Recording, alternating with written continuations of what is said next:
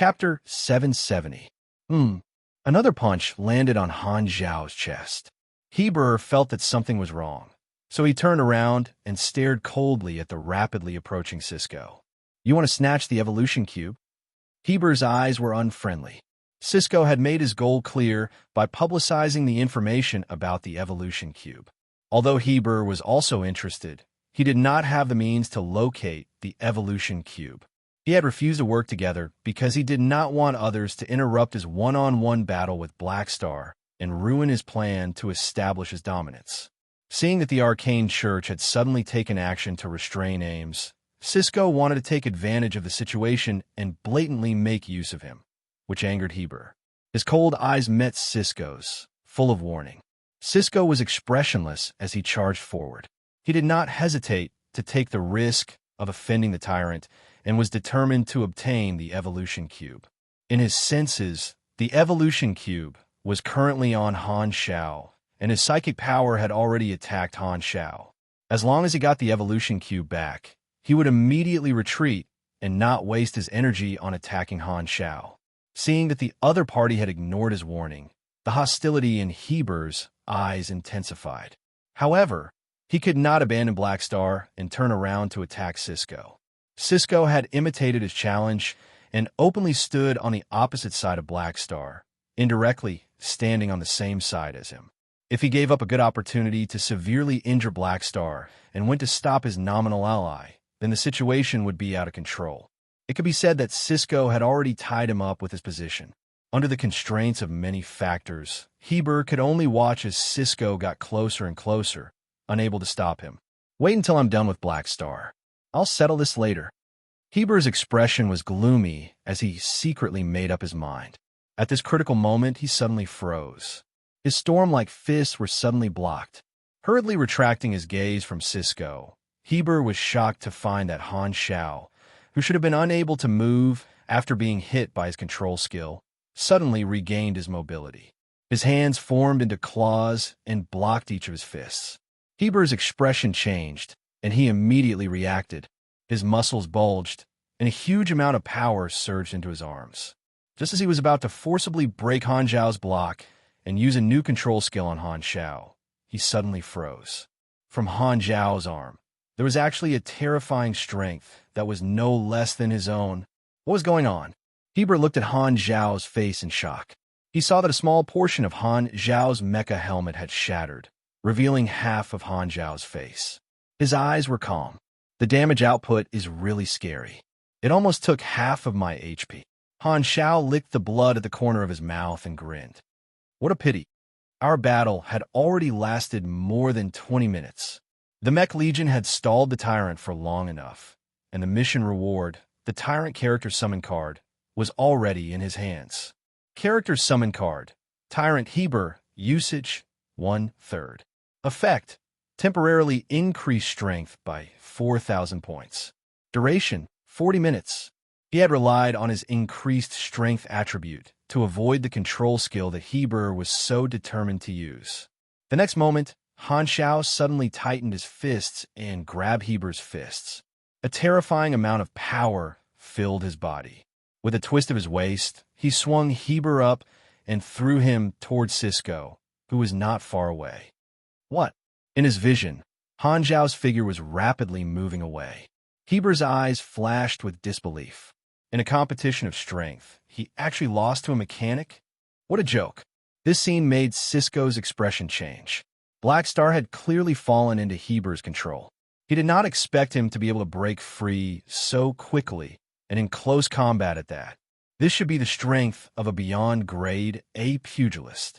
Not far away, the Mech Legion recovered their mechanical force bonuses and fired at Heber and Cisco.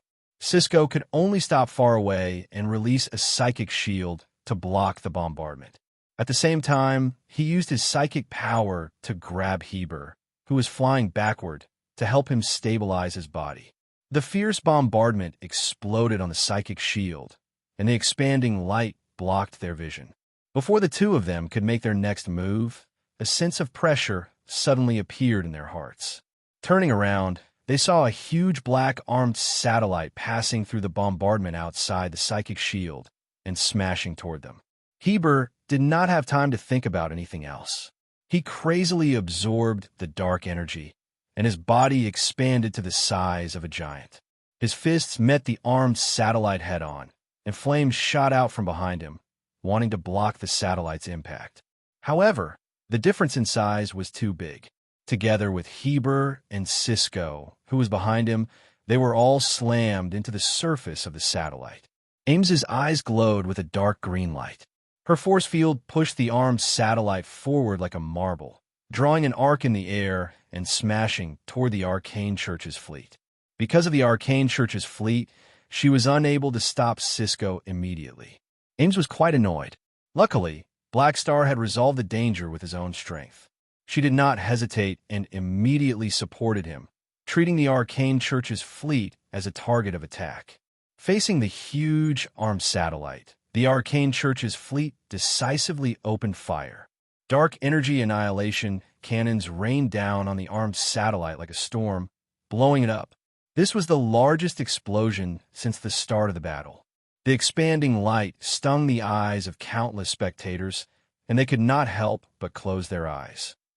Only the intermediate and high-grade supers could barely open their eyes. The aftermath of the explosion dissipated, and everyone finally saw the current situation clearly. Han Xiao and Ames were in the center of the battlefield, standing together. Heber and Cisco took on the explosion and hovered in front of the Arcane Church's fleet. The four beyond grade, as from both sides, faced each other. The situation changed too quickly, and no one could react in time. Now that they regained their senses, their eyes all focused on Han Xiao. Their eyes were filled with shock. The situation just now was so dangerous that they could not help but worry for Han Xiao. They could still clearly remember that Han Xiao had used his strength to counter Heber. He had used the most direct and forceful method to break the pincer attack of Heber and Cisco. Sylvia took a deep breath. She was really shocked just now. Hela loosened her fists, and her tense body relaxed. The spectators calmed down and were attracted by the situation in front of them. Cisco and Ames have both made their moves. I'm afraid it won't be a one-on-one battle, but a chaotic one. The Arcane Church has also intervened. Not only the Beyond Grade, as the fleets of both sides will probably start fighting. The Red Empire will definitely react. There might even be a war. I think we should retreat a little more. Countless people were nervous. It was originally a battle between Beyond Grade but the intervention of the Arcane Church had changed the situation. In terms of strength, Heber's side, which had the Red Empire and the Arcane Church's support, completely crushed Blackstar's side. If the fleets also started a chaotic battle, Blackstar's side would definitely be at an absolute disadvantage. Cisco's expression was not good, and he was unwilling. His sneak attack had failed, and his plan to take advantage of the situation had failed. He had also made his move, and he could no longer watch from the side. Now, he could only snatch the evolution cube head-on, which would be much more difficult. He turned to look at Heber, only to see that Heber was also looking at him with a sharp gaze. Cisco knew that his previous actions had offended the tyrant, and the two of them were now at odds. He sighed inwardly and sent a message to Heber via telepathy. Ames has already intervened. You can't continue fighting Blackstar alone. They'll fight you 2 against 1, and you need help. We'll talk about what happened just now later. Let's work together first. I have the Arcane Church, and you have the Red Empire. We'll send out our fleets to start a war. If you help me get the evolution cube back, the Arcane Church, and I can give you enough benefits. Heber frowned. His plan had been disrupted, and he really wanted to strangle Cisco. When Cisco had requested to work together, he had made a similar suggestion. Heber had rejected it then, and he did not want to agree to it now either. The Red Empire was not invited by him. They had made some kind of deal with Clint. Heber was not very clear about the details. However, since the Red Empire had come, their attitude was to support him. He did not want this arranged battle to turn into a full-scale war. This was far from his original intention. However, at this time, the Red Empire's fleet suddenly moved, attracting everyone's attention. The Red Empire's fleet turned around, and countless cannons were aimed at the Arcane Church's fleet. Before anyone could react, the Red Empire's fleet suddenly opened fire. Countless particle cannons bombarded the Arcane Church's fleet. The Arcane Church's fleet was caught off guard by the sudden attack from the side. At this moment, no matter which side they belonged to, everyone was dumbfounded. What's going on? Upon seeing this, Han Zhao's eyes sparkled. Zoel has made his move. I've not been in a good state recently. I feel like I'm suffering from orgasm impotence. Chapter 771. What is the Red Empire doing? Jode was dumbfounded. He did not understand why the Red Empire would suddenly attack the Arcane Church. Weren't we on the same side today? Ralph was also shocked by the sudden situation. The Red Empire and the Arcane Church were both enemies. So why did they suddenly turn against each other? The Arcane Church hurriedly adjusted their formation and faced the Red Empire from the side. They blocked the bombardment while trying to counterattack. The Red Empire was behind the Bloodshed Lands formation, so the Bloodshed Land fleet and Clint fleet were caught in the crossfire. Cisco's expression changed, and he quickly moved away from Heber. Is this your idea? All kinds of guesses appeared in his mind. Was Heber's betrayal taking revenge on him for interfering, or had it been planned all along? Could it be that Heber was so crazy that not only did he want to use Black Star to establish his dominance, but he also wanted to put him on the list? Or was it that the Red Empire wanted to take this opportunity to get rid of him, an ally of the Arcane Church in Shattered Star Ring? Cisco could not help but let his imagination run wild. However, he realized that Heber had a confused look on his face, as if he did not know why his backer had suddenly attacked. Heber did not have the time to care about Cisco's thoughts. He turned into a meteor and flew back to the Bloodshed Lands formation, entered the nearest spaceship, and borrowed the communicator. Jode, contact the Red Empire and ask them what they are doing. Your Excellency, Tyrant, their commander asked us to cooperate with them to attack the Arcane Church, but he did not say why. Jode quickly replied in the communication channel. Heber's eyes were solemn. Contact the Clint people and ask them to ask the Empire's envoy, Zoel, and find out the reason. Okay, Clint has responded. The officials on their mother planet are trying to contact Zoel. Zoel had been staying in the Red Empire's diplomatic embassy on the Clint mother planet. He had only dispatched the Red Empire's troops and had not personally come to the scene. The two garrison fleets of the two universal civilizations fired at each other. Many spectators nearby were caught in the crossfire and were blasted into pieces, turning into fireworks. The other spectators retreated in panic. Countless spaceships turned around, activated their thrusters, and left the edge of the battlefield. The scene suddenly became chaotic. Everyone was busy dodging the stray bullets, and no one paid attention to the people involved. On the other side, the Black Star Corps and the Purple Crystal Fleet were not affected. They watched as the opposite side turned into a mess. Han Xiao did not announce the news of him allying with the Red Empire. Currently, only Han Xiao and the Red Empire knew about it. Due to the sudden change, Heber and Cisco's attention was diverted, and they did not have time to care about Han Xiao. Han Xiao and Ames, who were in the middle of the battlefield, did not chase after him either. They looked at the chaotic battle between the Red Empire and the Arcane Church from afar. Han Xiao suddenly smiled. The Red Empire has made their move. This storm is about to end. So this was done by you? Ames turned to look at Han Xiao and said, You joined the Crimson Dynasty. She was also kept in the dark. Before this, she had thought that she was Han Zhao's biggest ally today. Han Xiao slowly said, The tyrant wants to step on me to establish his authority, and Cisco wants to take back the evolution cube. I also want to use today's opportunity to expand my influence. I'm a new beyond grade A, and I need to accumulate a lot of achievements before I can have a reputation like the Tyrant's. It will take too long. The Tyrant's opportunity is also my opportunity. I can use this battle to gain a lot of prestige and fame. Ames raised her brows and said, It sounds like you don't need my help to deal with the danger today. Or do you think I'm not important enough? Don't misunderstand. I'm just used to being prepared. Han Xiao smiled helplessly. He did not like to put all his eggs in one basket.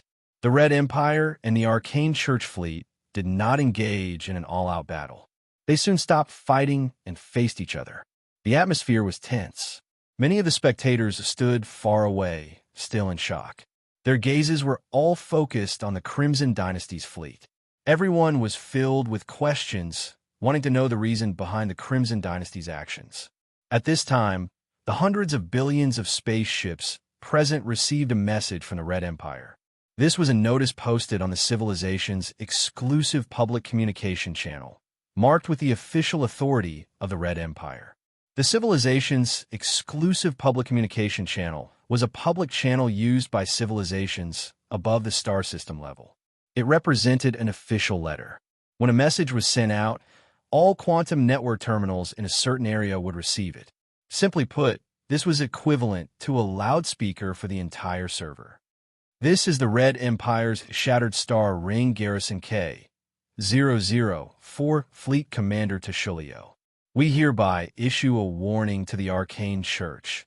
Firstly, this battle is under the supervision of the Red Empire. Any organization that breaks the rules and interferes will be stopped by us. Your interference has already violated the rules. Secondly, the Black Star Corps is an ally of the Red Empire. The Evolution Cube currently belongs to the Red Empire. Any organization that wants to fight for it will be viewed as an enemy by the Red Empire. Hearing this announcement, be it Clint, Bloodshed Land, Amethyst Civilization, Black Star Corps, or the other spectators, all of them widened their eyes in shock. Since when did Black Star become an ally of the Red Empire? After all this time, the Red Empire was not here to help the tyrant, but to help Black Star. Everyone was in an uproar. Heber's expression changed drastically. Why didn't I know about this? Jord was dumbfounded. His mind was blank. The Bloodshed Land was an ally of the Red Empire, and the Black Star Corps had become an ally of the Red Empire. Did it not mean that they were on the same side? The two sides had been fighting for 10 years, and in the end, they were on the same side? What the F***CK? Summer Night Flower's expression froze, and his face turned pale. He had originally thought that the biggest advantage of the Bloodshed Land was that they had the Red Empire as their backer and had a bright future. However, now the Black Star Corps had the exact same promotion channel. His last hope was shattered, and Summer Night Flower felt as uncomfortable as if he was constipated. His expression was ugly, and he regretted it. Suddenly, a shadow blocked his line of sight. He turned around and saw that the players around him had unfriendly expressions on their faces. They had surrounded him in layers and layers. The Black Star Corps actually joined the Red Empire. When did this happen? Ralph was visibly moved. Black Star, didn't we agree to be each other's angels? Why did you jump into someone else's arms? I was the one who came first. In comparison, the Black Star Corps players were all excited by this news. Becoming enemies with the Red Empire was not a good sign. They had originally been worried about the future of the Black Star Corps, but they did not expect that the two sides had put on a show. The truth was that the army had joined the Red Empire. The millions of army players were instantly relieved. Becoming an ally of a universal civilization meant that the Black Star Corps had a channel to grow and would have more room for development in the future. All of a sudden, the wavering faith of many players became firm again, and their confidence in the army increased. What the F***CK? I thought we were done for. The army commander actually joined forces with the Red Empire. The Black Star Network Group is not called for nothing. From the looks of it, our army will probably be able to last for a few more versions.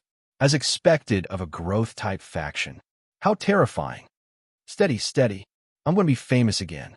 Port Bun smiled like a blooming daisy as he recorded the material. In the Black Star Corps flagship, the Calamity-grade officers heaved a sigh of relief, followed by ecstasy. The army commander already had a backup plan. With the Red Empire as their backer, the Black Star Corps was no longer an ordinary beyond grade A organization. Their future would be extremely bright. The officers were filled with excitement. They were glad that they had made the bet a few years ago and became the core members of the army. They had not misjudged Black Star. In the Palace of Hidden Spells, Austin's eyes flashed. So that's the case. You really know how to grasp the opportunity well.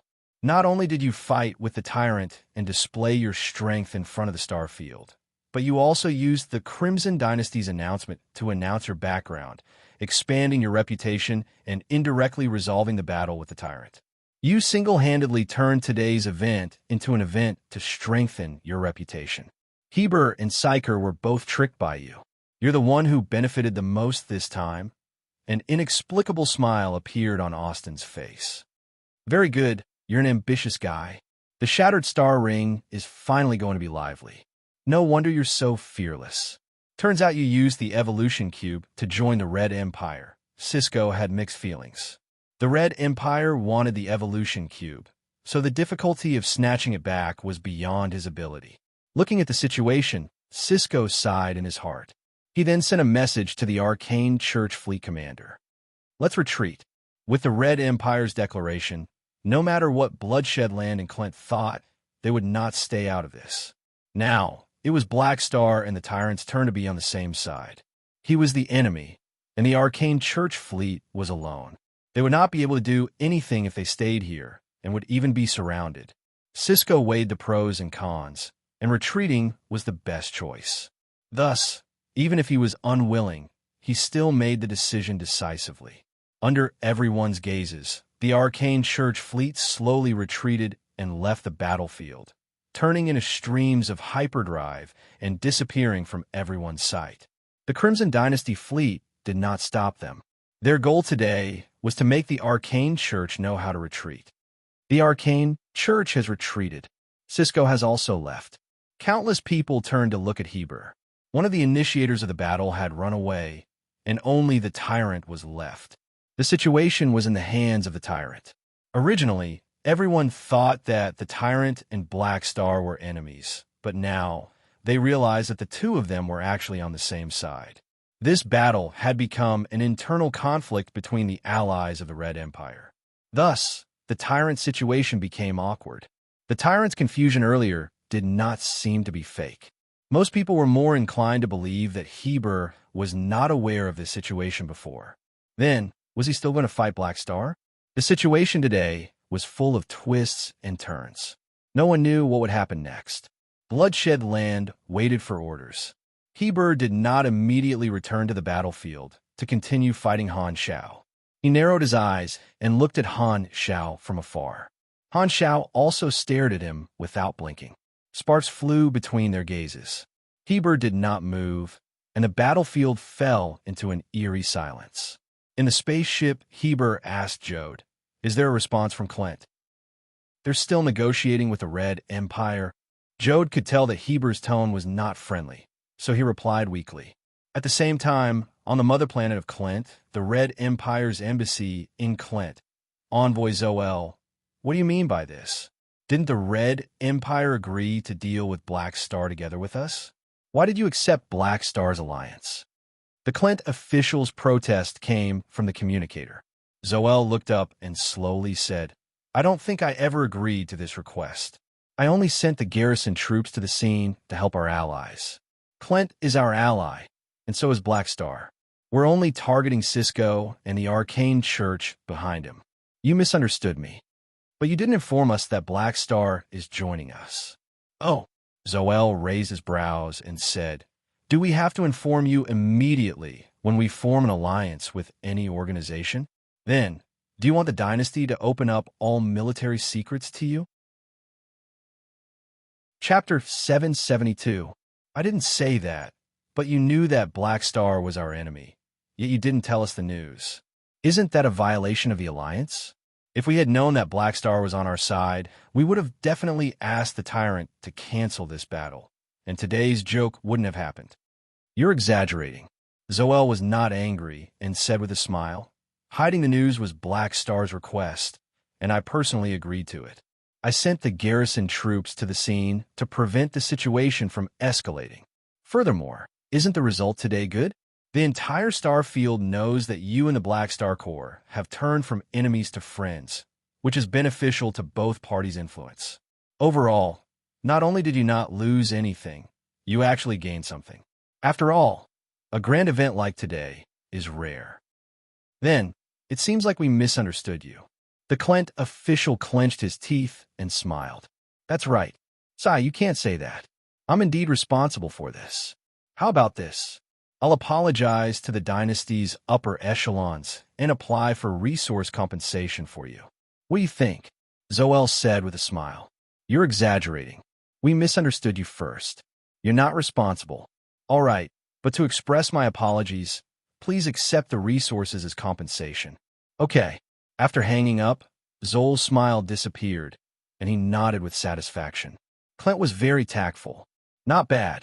Not long after, the bloodshed land at the scene received a message from Clint. Jode swallowed and stammered. Your Excellency Tyrant, there's a result from Clint. Speak.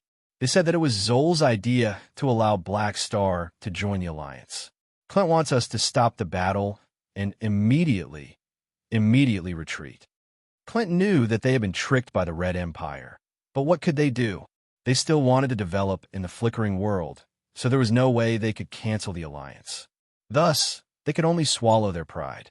Black Star's bargaining chip was too tempting. Clint knew that the Red Empire would not reject the Evolution Cube, so they could only admit that they were unlucky. Thankfully, the battle was mainly the Tyrant's idea, and Clint did not lose much. Thus, they compromised very quickly.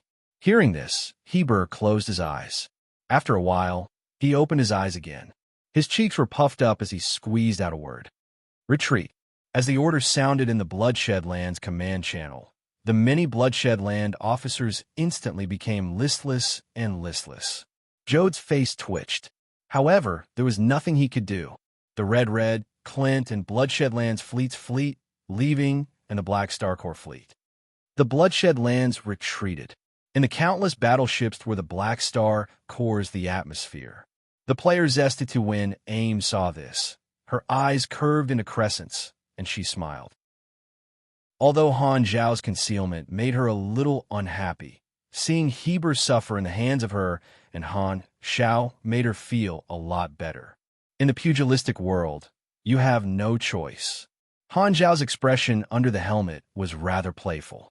Tyrant? The battle between the two of them had been interrupted for some reason, and there was no clear victor. However, in the previous battle, he had not been at a disadvantage and had fought to a draw with the Tyrant.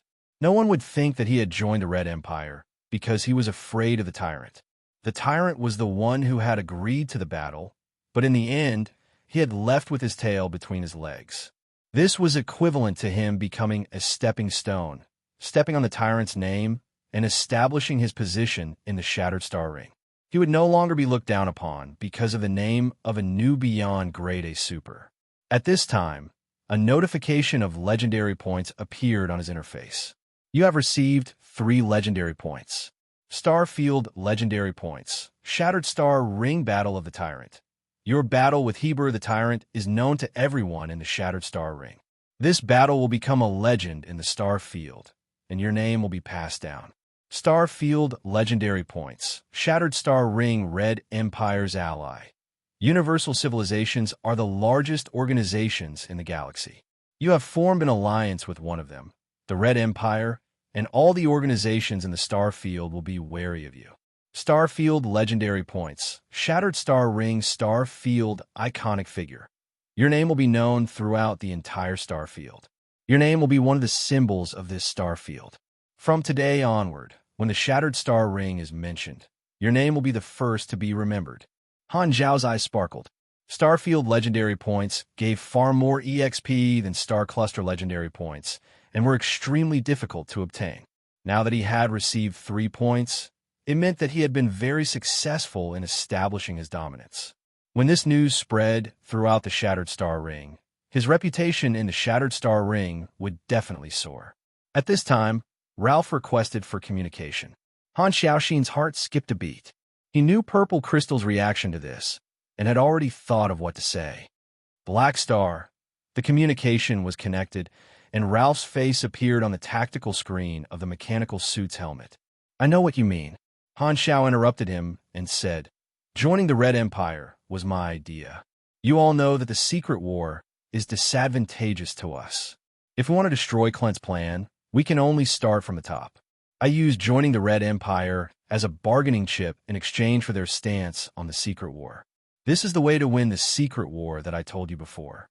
Hearing this, Ralph opened his mouth with a complicated expression. He originally thought that Black Star would abandon Purple Crystal and join the Red Empire. Now that he heard Han Xiao say this, he felt much better. Luckily, Black Star still remembered Purple Crystal's support and made a request to the dynasty to repay Purple Crystal. At the very least, he did not abandon them after receiving their support for so long. The Red Empire and you, Sai, I know that you all wish to maintain the independence of your civilization, but I'm different. I'm also an ally of Purple Crystal, which is equivalent to building a bridge between you and the Red Empire. Becoming the middleman between you all is beneficial to all three of us. Ralph could not help but nod. That was indeed the case. He understood what Han Xiao meant. Joining the Red Empire while maintaining the alliance with Purple Crystal was a choice that only children would make. Adults wanted both. Of course, Purple Crystal was unwilling. They had supported the Black Star Corps for almost 10 years because they wanted to be the biggest partner behind a Beyond Grade A, but they were being taken advantage of by a universal civilization that they could not afford to offend. However, thinking about it carefully, he felt helpless. After today's battle, the Black Star Corps would be fully fledged. If Purple Crystal terminated the alliance, the Black Star Corps would not be afraid because they had better options. In the end, Purple Crystal would be the one to suffer. The best choice now was to maintain the relationship and become an ally second only to the Red Empire, sharing the benefits brought by the Black Star Corps. After investing so many resources, Purple Crystal was not willing to return empty-handed. I understand. I'll report this to the upper echelons. Ralph adjusted his emotions and secretly admired Black Star's ability. Wait for my good news. Han Xiao smiled and said politely, if he was just an ordinary Beyond Grade A, he might not have had the face to make the Red Empire change their stance regarding the Secret War. However, with the weight of the Evolution Cube, it was different. After reaching a consensus with Ralph, Han Xiao hung up the communication and secretly heaved a sigh of relief. The situation was great, and Han Xiaoxin was relaxed. After entering the Beyond Grade A realm, he had truly reached the peak of Galaxy. Most of the restrictions that Calamity Grades faced had disappeared, and his Face Fruit ability had skyrocketed. This time, a teleportation door opened beside Han Xiao, and Austin, who had been secretly observing, walked out. Congratulations, Black Star, Austin greeted with a smile. Han Xiao replied with a laugh. Seeing this, Austin did not say much and smiled. This is not a good place to talk. Let's talk again at the next Tyrant Party. Then, he teleported back to the Palace of Hidden Spells and activated the magic formation. The palace flew into the teleportation door and disappeared.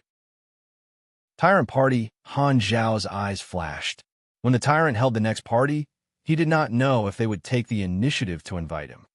Since the matter is settled, I'll take my leave first. Ames waved her hands and flew back to Floating Dragon. Floating Dragon slowly left. Han Xiao watched as Ames left. This time, he returned to the flagship of the Black Star Corps. He walked into the command room and saw that the officers of the army were all gathered there. The moment he walked in, everyone's eyes turned toward him with respect. Sylvia, Haluz, informed the fleet to return. Han Xiao nodded. Understood. Sylvia's face was filled with excitement. Also, in the name of the Black Star Corps, issue a recruitment order to the entire starfield. It's time for those who are watching to make a choice. Han Xiao smiled. Because of the battle with the tyrant, the Black Star Corps had been keeping a low profile during this period. Now that everything was settled, it was time for the Black Star Corps to expand and officially become a Beyond Grade A organization. Many officers were excited. Wasn't this the day they had been waiting for? Han Xiao turned to look at Fu Ding. He had not collected the mission reward and had drawn the tyrant's ability just to get some luck. Patting Fu Ding's shoulder, Han Xiao gave a few words of encouragement and sent all the officers away with the excuse of resting. Han Xiao returned to his room alone and opened the interface to collect the reward. You have received a reward. Draw one of Heber's abilities, ability/talent. Tip: Heber is a pugilist.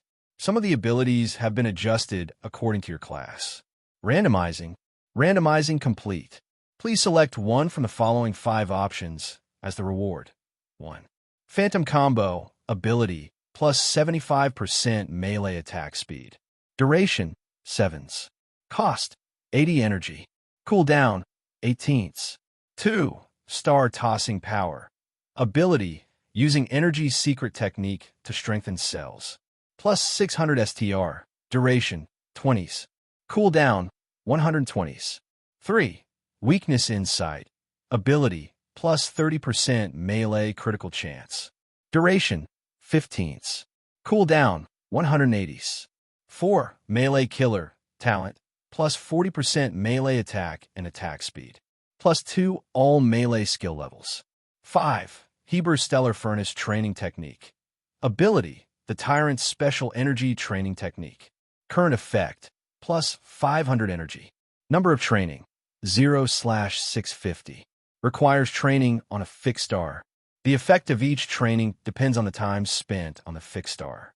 The maximum effect of a single training session is 25 energy. Lower limit is 0. Each training session costs 600 EXP.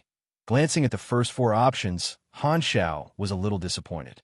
A beyond grade A pugilist had countless abilities, and the chances of drawing something good were very low. All 4 options were of limited use to him. However, the last ability made Han Xiao's expression change, and he was overjoyed. This is the Tyrant's Energy Training Technique? This is good stuff. A pugilist's energy came partly from their talents and partly from their energy training techniques. When others reached beyond grade A, they would start to collect all kinds of energy training techniques if they wanted to continue becoming stronger. The longer one was a beyond grade A, the more energy they would have. Currently, he had encountered a bottleneck in the conversion of HP and MP. Apart from the 28% recovery rate, another limitation was his energy value. Compared to his 2 million HP, his energy value was only 50,000, which was too low. Instead, it became a restriction to his tankiness. Although radiation absorption could increase his energy, it required a very long time to accumulate. Even if he learned from the other beyond grade, as in collected the energy training techniques of the various races, it would still be a long-term project. Heber's energy training technique was a shortcut for him to increase his strength. A high-level secret technique created by a beyond grade, it had an extremely obvious effect in increasing energy. As for the huge amount of experience required for the players, Han Xiao happened to have an experience penalty of more than 10 months, so he did not need to level up. You have received Heber's Stellar Furnace Training Technique. Han Xiao looked at it with satisfaction, closed the interface, and began to think. The biggest problem is solved for now. Next is the expansion of the Black Star Core. The layout of the flickering world should be put on the agenda. Oh, right, when the army stabilizes, I still have to make a trip to the Central Galaxy. At the same time, somewhere in the Central Galaxy, on the screen was a news channel broadcasting the battle in the Shattered Star Ring. The audience had already started to disperse. Beep. The image was turned off, and ES God's face was reflected on the dark screen. Help me contact Black Star. Chapter 773. The spectators could not calm down for a long time as they watched the Black Star Core leave. At this moment, the position of the Black Star Core rose to the same level as the bloodshed land in their hearts. On the way back, Han Xiao took a detour and passed by a star. In order to test the effect of the Heber's Stellar Furnace training, he told the fleet to stop and flew toward the surface of the star. Without wearing a mechanical suit, the intense radiation and high temperature directly shone on his body. The closer he was, the higher the temperature. When he was close enough, the Heber's Stellar Furnace training on the interface turned from gray to bright, indicating that it could be used. After investing millions of experience, Han Xiao began his first training session. The energy in his body boiled instantly, crazily absorbing the energy of the star's radiation. His skin instantly turned red, and the brightness continued to increase. Just nice, I can also activate the radiation absorption at the same time. This time, A solar prominence shot out from the surface of the star like a red tsunami. Han Xiao did not dodge and allowed the star's energy to drown him. A small portion of his health was lost. In the high-temperature environment, his health continued to drop, but it was quickly replenished by his health mana. The effect of his stellar furnace training was dependent on how long he stayed on the star. The reason why it was a high-grade secret technique was because supers below grade A could rarely survive on a star. With Han Technician's tankiness, he could stay on the star until the end of time. Now, it's really like taking a bath on a star.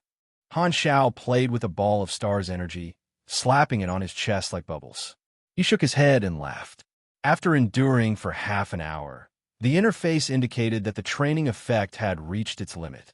Han Xiao then left the star, and the number of times he trained the stellar furnace training became 1, increasing his energy by 25. Every time is half an hour, and every time I gain 25 energy, I can train 650 times. After training all the times, I can gain more than 16,000 energy. In terms of recovery rate, I can recover more than 80,000 HP. Han Xiaoxin was extremely happy. After reaching beyond grade A, increasing one's strength had become more difficult than before. It was extremely rare to have such an opportunity to increase one's strength by so much.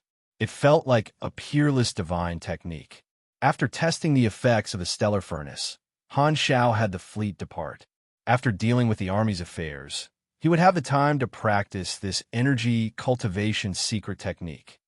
The Black Star Corps has allied with the Red Empire. The Red Empire has announced the ownership of the Evolution Cube and forced the Arcane Church to retreat. Black Star became famous in a single battle. The tyrant had no choice but to retreat. Several of our reporters at the scene were unfortunately killed. According to incomplete statistics, the number of spectators who were injured or killed has reached tens of millions. The dust of the battle had settled, but the impact it caused swept across the shattered star ring like a hurricane, washing the headlines of all the major news channels with blood. This event had attracted the attention of too many people. The 5 beyond grade as of the shattered star ring had gathered. Although the process was not long, the situation had changed many times. To everyone, Black Star was the biggest star of this event, and he had fought with the tyrant on equal footing. The most shocking thing was that the Red Empire had changed sides and announced that Black Star had joined them. No one had expected such a situation. Everyone knew that this meant that another beyond grade A had gained a foothold in the galaxy, and a new enormous organization was about to be born. What happened today was enough to be recorded in the history of the Shattered Star Ring. This was a signal that would change the structure of the star field. On the second day after the battle, the Black Star Corps issued a recruitment order to the entire star field. All of a sudden, countless people who had been observing the situation were tempted. The Black Star Corps had the support of the Red Empire, so they did not have to worry about lacking resources. Furthermore, the leader of the faction, Black Star, was a beyond grade A who had proven his strength. Such a good new organization had a bright future, and there were too many benefits to joining. The recruitment order of the Black Star Corps was like a deep water bomb, causing huge waves in the Shattered Star Ring. On the second day after the recruitment order was issued, spaceships set off from various star clusters, heading straight for the Black Star Corps headquarters in the Colton Star Cluster. This was the largest recruitment in the history of the Army, and Philip would receive tens of millions of resumes and applications every day. Many organizations in the Shattered Star Ring also extended an olive branch to the Black Star Corps. You want to merge under my name and let me be the chief director of the Mercenary League? That's not a problem, but you will continue to be in charge of the daily affairs. That's what I meant. After some time, we will jointly announce to the Star Field that the Mercenary League is under my name. After hanging up the communication with Eurasia, Han Xiao rubbed his nose. Over the past few days, who knew how many organizations had contacted him and made all sorts of requests. Some of the organizations that wanted to borrow his name were usually organizations that he had a good relationship with. For example, Serbia the Fifth of Godora had called the day before and said that he wanted to hold another political visit. He also expressed his hope that the Black Star Corps would not move their headquarters and would remain near planet Golden Gate. Because of the existence of the Black Star core, planet Golden Gate had welcomed a period of explosive development. Furthermore, it was a transportation hub, so its economy was extremely prosperous. Serbia V had even planned to invite Han Shao to become an honorary officer of Godora, but this plan was a little too grand and was rejected by Han Shao. One Golden Gal badge was enough. If he were to be awarded another honor, it would mean that the Black Star Corps had expressed their stance, which would be disadvantageous to the surrounding areas. A single star system civilization was not enough to satisfy Han Zhao's appetite.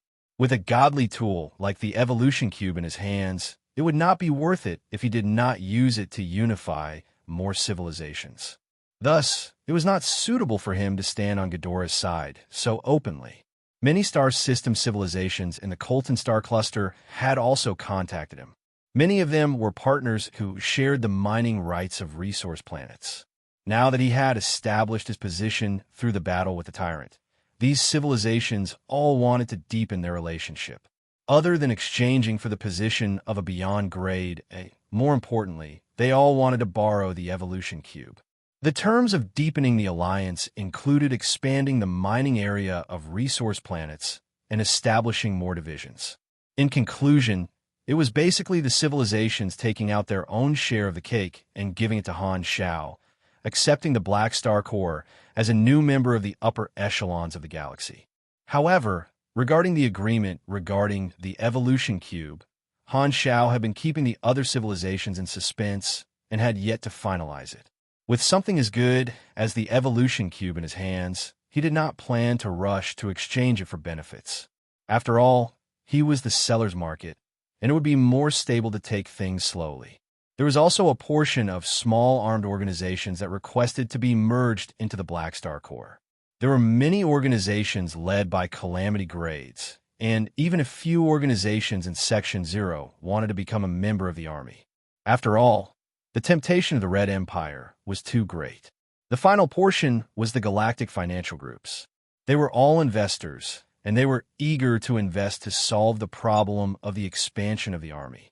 Money had extraordinary power, and the scale of the expansion of the Black Star Corps depended to a certain extent on the investments of these financial groups. After resting for a few minutes, his communicator rang again. This time it was Zoel calling. Black Star or no, I should call you Your Excellency Black Star, Zoel said with a smile.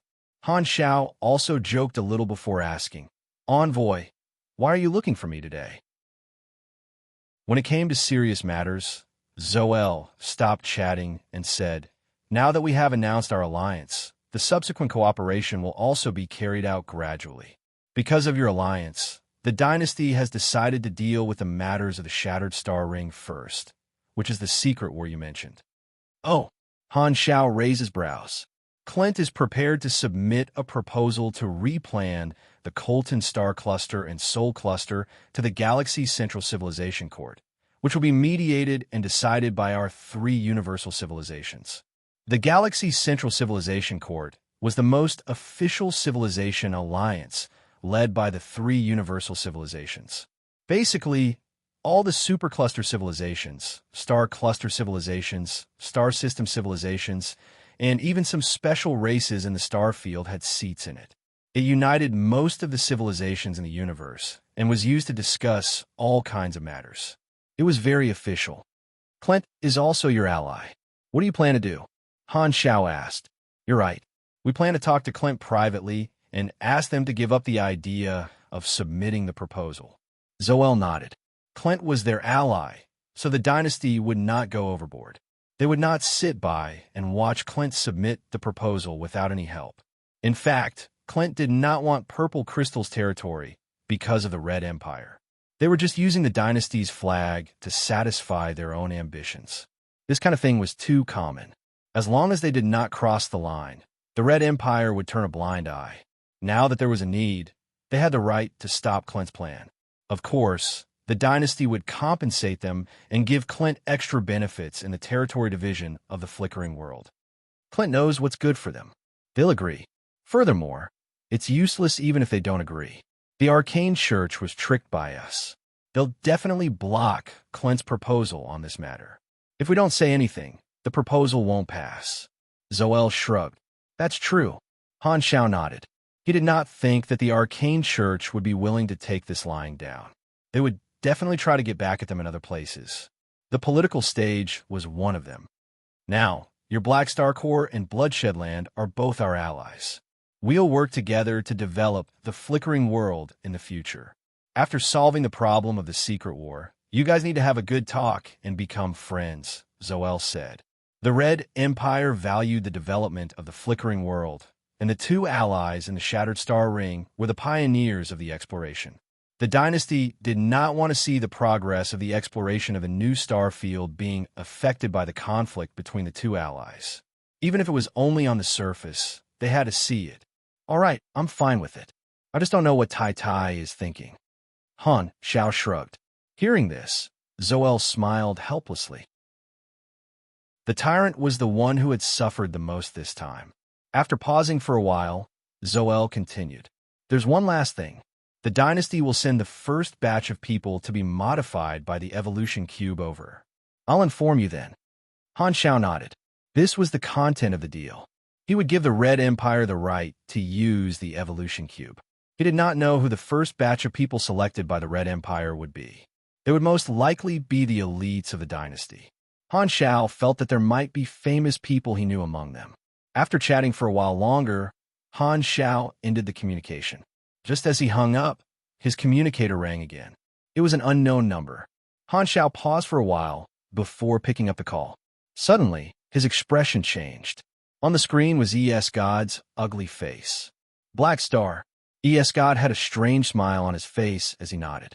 Han Xiao stared at the screen and did not say anything. He did not expect ES God to contact him. He was still quite wary of this infamous beyond grade A brutes. I have a deal to discuss with you. Speak. ES God smiled. Don't worry, I won't snatch your evolution cube. You're different from Cisco. You're not as stubborn as him. What do you want to say? The evolution cube is in your hands now, ES God said slowly. Let's make a deal. You let me use the evolution cube once, and I'll help you do something. Han Xiao narrowed his eyes. He definitely would not believe ES God when he said that he would not snatch the evolution cube. Making a deal with ES God was no different from asking a tiger for its skin. However, without waiting for him to reply, ES God continued. I understand. Your alliance with the Red Empire has just begun, and you still have concerns. However, for someone like you who is bound by order, you might need a lawless brute to help you do some things. You don't have to reply to me in a hurry. Give me your answer when you've thought it through. ES God smiled and hung up. Han Xiao frowned. His finger paused on the option to delete ES God's encrypted number. He was silent for a long time. His finger slipped. ES God's number was blacklisted. It was not deleted. Spaceships landed on Blue Star one after another. The logos of various financial groups were engraved on them. These were material transport ships, carrying a huge amount of resources. Bennett led the Aquamarine Federation's diplomatic group to stand at the dock of the hangar. He looked at the mechanical workers, moving the material boxes down one by one with emotion. As the hometown of a beyond grade A, they had received even more investment from galactic financial groups. Bennett could not help but turn around. Through the entrance of the hangar, he looked at the huge black star statue in the center of the city. A look of relief and gratitude flashed through his eyes. Today, I attended the annual meeting, lived with July, and met various gods. It was quite fun. I was even urged to update by Old Eagle. P.S. I recommend a book. I'm the big boss behind the scenes. The author wrote it very well. Chapter 774. The headquarters of the Black Star Corps became lively. In the half a month after the recruitment order was issued, countless spaceships visited the headquarters of the Black Star Corps every day. They were all new members selected by Philip and the Department of Affairs. They came to the headquarters to meet with Black Star and wait for the inspection of the Army commander. Before the fleet that went to the battle had even returned to the headquarters, all the new members had already formed a long line outside the satellite base, waiting for the return of Black Star. Looking up from the surface of Planet Golden Gate, the headquarters of the Black Star Corps that covered the sky seemed to have an additional ring formed by spaceships. The light was like a fog, like a ribbon. Another large batch of new members has arrived. In a metal base on the surface of the headquarters, the instructor Brock, who was supervising the training of the reserve members, looked out of the porthole and could not help but sigh. It had been more than 10 years since Brock joined the Black Star Corps. He had personally witnessed the history of the Black Star Corps, how it had grown from an ordinary mercenary group to a behemoth that had allied with a universal civilization. Dark Star had long been destroyed, and the discrimination problem of Ghidorah had basically been solved. Now, the Ghidorah hybrids who were wandering around gradually returned to the embrace of the Ghidorah civilization. Without a goal to strive for, Brock buried his past and decided to hide his past as a Dark Star spy forever. He put away all his thoughts and completely submitted to the Black Star Corps. However, what Brock did not know was that Han Shao had always known about his identity. It was just that Dark Star had already been destroyed, and Han Shao was not prepared to deal with this obedient spy, keeping him to work. Although the work in the army was tough, after giving up his identity as a Dark Star, Brock's mentality became very relaxed. He gradually fell in love with the process of nurturing batch after batch of army warriors. Under Han Zhao's care, he had been an instructor for 10 years. He was used to this responsibility and was getting more and more used to it. Now, he was a veteran in the army, and he was also the #1 figure in the Ghidorah faction. Due to the reputation of the Black Star Corps in Ghidorah, many Ghidorah people worked in the army and formed the Ghidorah faction. This was one of the many factions in the army, and with the current scale of the Black Star Corps, there were naturally many factions within the army. When he looked up to observe the spaceships in the sky, among the large group of spaceships in orbit around the satellite, there were 3 passengers on one of the spaceships staring at the Black Star Corps headquarters. It was a small, standard spaceship of the most common model in space, which was rather inconspicuous. Can we really sneak in? The Black Star Corps won't be careless, right? A man with thick eyebrows and big eyes said hesitantly.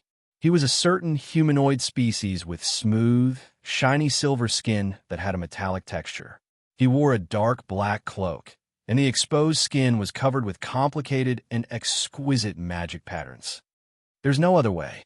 If we want to see that person, we can only sneak into the Black Star Corps headquarters, another person said. Another person spoke.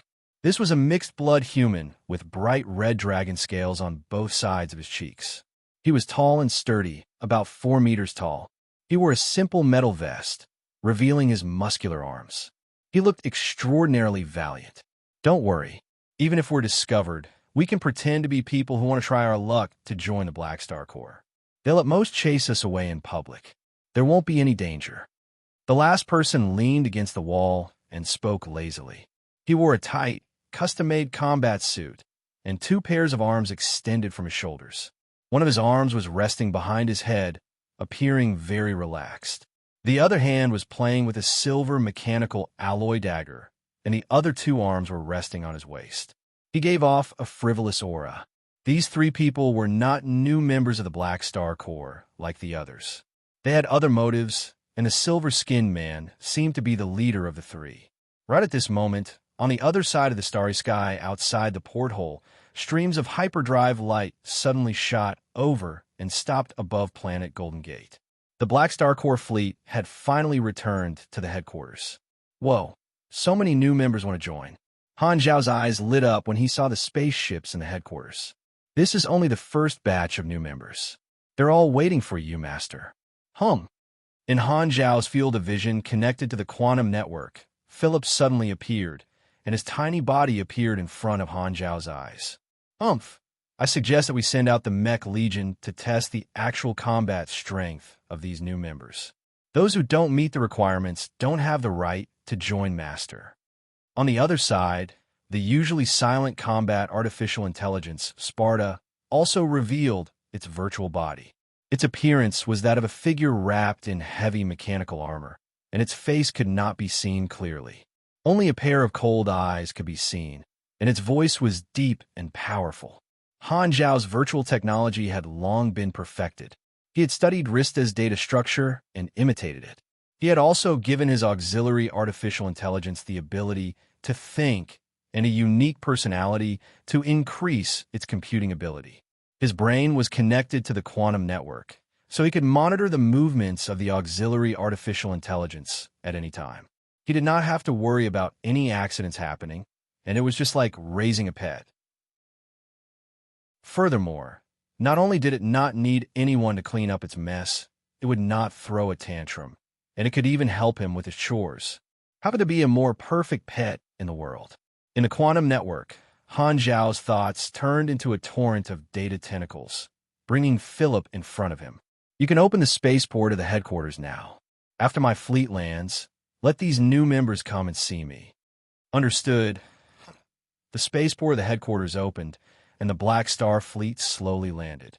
The many new members who had been waiting for many days finally received the notification that they were allowed to land in the headquarters. In an instant, the spaceship ring of the headquarters split into more than 10 streams that flowed into the various spaceports. The countless mechanical assistants of the headquarters had already been activated to receive all the new members. Most of the new members were led to the spacious hall of the headquarters. When everyone was present, they would meet Han Zhao together. The new members who had reached the calamity grade had special treatment.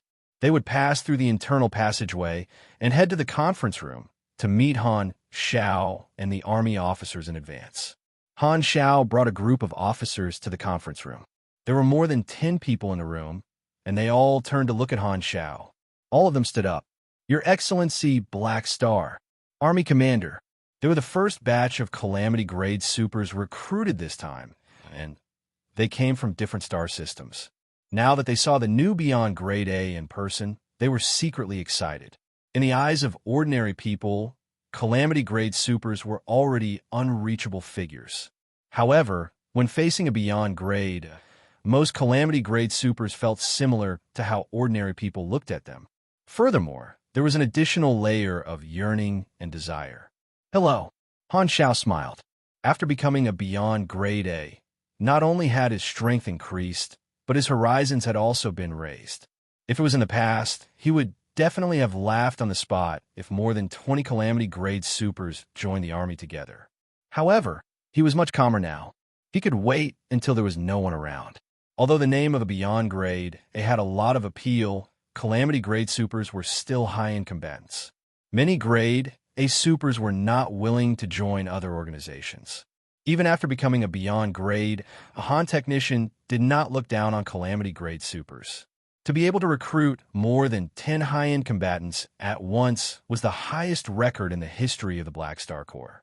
Han Zhao chatted with the Calamity Grade Supers one by one and encouraged them. These people were all high-end combatants and would definitely become officers of the army in the future. The scale of the army was too large, and Han Zhao did not have the time to check the attributes of every new member like before. Thus, he only checked the higher-level newcomers, which were these Calamity Grade Supers. After quietly checking everyone's attributes, Han Zhao nodded to himself. Although none of them have a molding talent, the strongest one has reached Grade A+.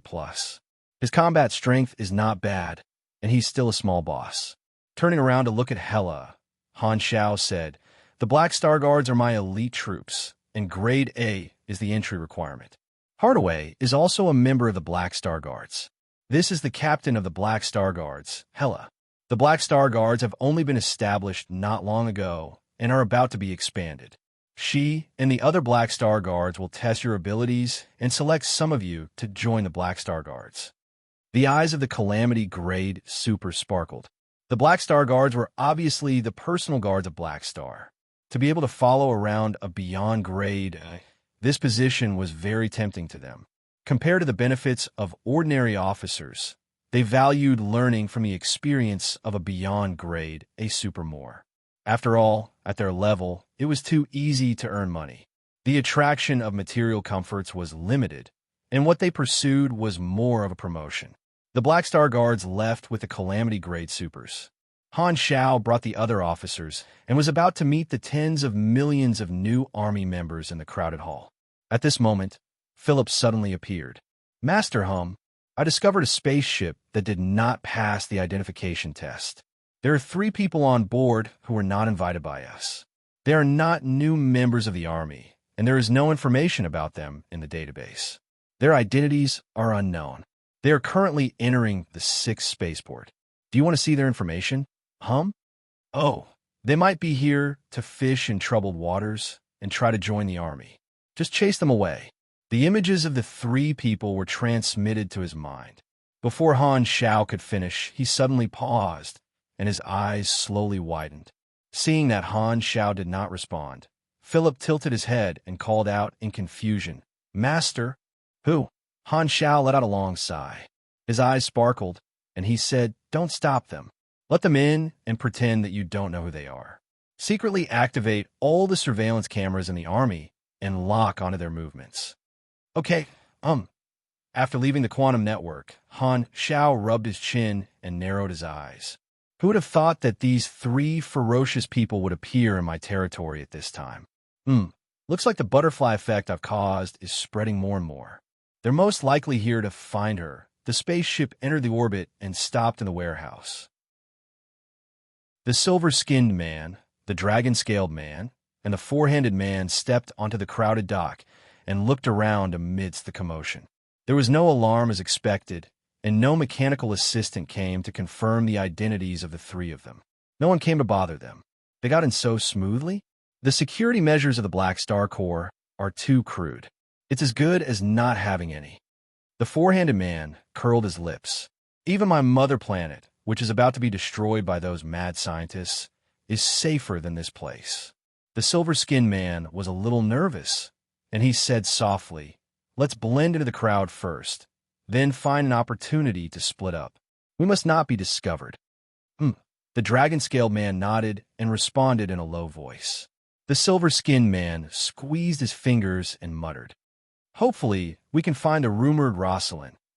All living together for 2 days. July is awesome _ smiley face _ PS. Yesterday, during the annual meeting, Little Dragon, Squid, and I went on stage together. If nothing goes wrong, you should be able to see us on Dragon TV at 9 p.m. on January 13th. Epsilon? Epsilon. Chapter 775. All the new members who were not Calamity-grade supers gathered in the hall of the headquarters. It was extremely noisy. Boom! The dome of the hall suddenly opened, and many officers descended from the sky, landing on the most conspicuous platform in the hall. They stood in a row and looked down at the millions of new members below. That's the Chief Administrative Officer of the Army, Sylvia. Beside her is the Fleet Commander, Haluz. They're old subordinates of Black Star. The Deputy Commander of the Army, Loggy, is said to be the strongest general under Black Star. Hardaway became Black Star's Black Star Guards some time ago. He should be the strongest. But why didn't the Black Star Guards appear after many years of fighting in the Secret War? The officers of the Black Star Corps had made their own names in the galaxy. The new members in the hall all knew these officers. This time, a light flashed on the platform, and Han Xiao walked out of the void dimension. He nodded to the new members. Everyone below the platform was excited. Facing a beyond grade, Ahu stood at the peak. Most of them were excited and nervous. "Welcome to the Black Star Corps." Han Xiao glanced at the crowded hall and opened his mouth to give a speech, but his mind was on the 3 uninvited guests. While he was giving a speech to welcome the newcomers, he was also sharing the vision of the monitor through the quantum network. He was multitasking and watching the actions of the 3 people. And these 3 uninvited guests had already found Rosalind. Rosalind was a special existence among the officers of the Army. She was the cultural instructor. Due to the uniqueness of her ability, she rarely appeared in front of outsiders and usually stayed in the Army training camp to teach people. After returning with the fleet, she did not follow Han Xiao to show the new members, but went straight back to her room in the headquarters training camp. However, she was stopped by 3 people on the way. "Why are you looking for me?" Rosalind sized up the silver-skinned, dragon-scaled, and 4-armed people in front of her and raised her brows. "Let me introduce myself. My name is Edmund, and these 2 are my friends. The burly one is Cade, and the 4-armed one is Haywall," Edmund said. The dragon-scaled Cade nodded in greeting, while the 4-handed Hewer waved his hand in greeting. Rosalind narrowed her eyes and suddenly said, "You're not members of the Army, right?" Yes, but we mean you no harm. We just want to talk to you. Edmund lowered his voice. I'm sure you'll be interested. After a moment of silence, Rosalind nodded slowly when Edmund was a little nervous. Okay, come with me. As she spoke, she turned to lead the way. Edmund was delighted and followed behind with his two companions. When they reached a corner where no one was around, Rosalind stopped and turned around. Speak. What do you want to talk to me about? The three of us are from the Sea of Star Spirits and are planning to establish a business. I hope to invite you to join us. Edmund did not beat around the bush to save time and went straight to the point. Interesting. You came to the headquarters of the Black Star Corps and tried to poach a beyond grade A officer. You sure are gutsy. Rosalind had a playful expression. Tell me about your so-called business. You better not disappoint me. Edmund licked his lips, lowered his voice, and said, We want to overthrow the three universal civilizations. Rosalind's smile froze on her face. Let me confirm. Rosalind's mouth twitched. Is your brain damaged? I know it sounds inconceivable, but this is indeed my ambition. Edmund's tone became slightly agitated. The three universal civilizations have dominated the galaxy for too long. In order to maintain their dominance, they use the name of the Keepers of Order to play with the rules they set, cutting off the future of one race after another. But it's also because the three universal civilizations established order that the universe has its current peace. If they disappear, countless civilizations will once again erupt into wars that sweep across the universe in order to compete for hegemony. Billions of lives will die in the flames of war, and in the end, a new ruler similar to the three universal civilizations will be born. Even worse, all civilizations might be destroyed. Don't you know this? Rosalind frowned. I know. This is the price to pay for overthrowing the current rules, but Edmund took a deep breath. This is what a revolution is. A revolution is to create a better era. The current era is orderly, and life is rich. Since you can survive, why do you want a revolution? If you really overthrow the three universal civilizations, can you guarantee that the future will be better than now? No one can guarantee what will happen in the future.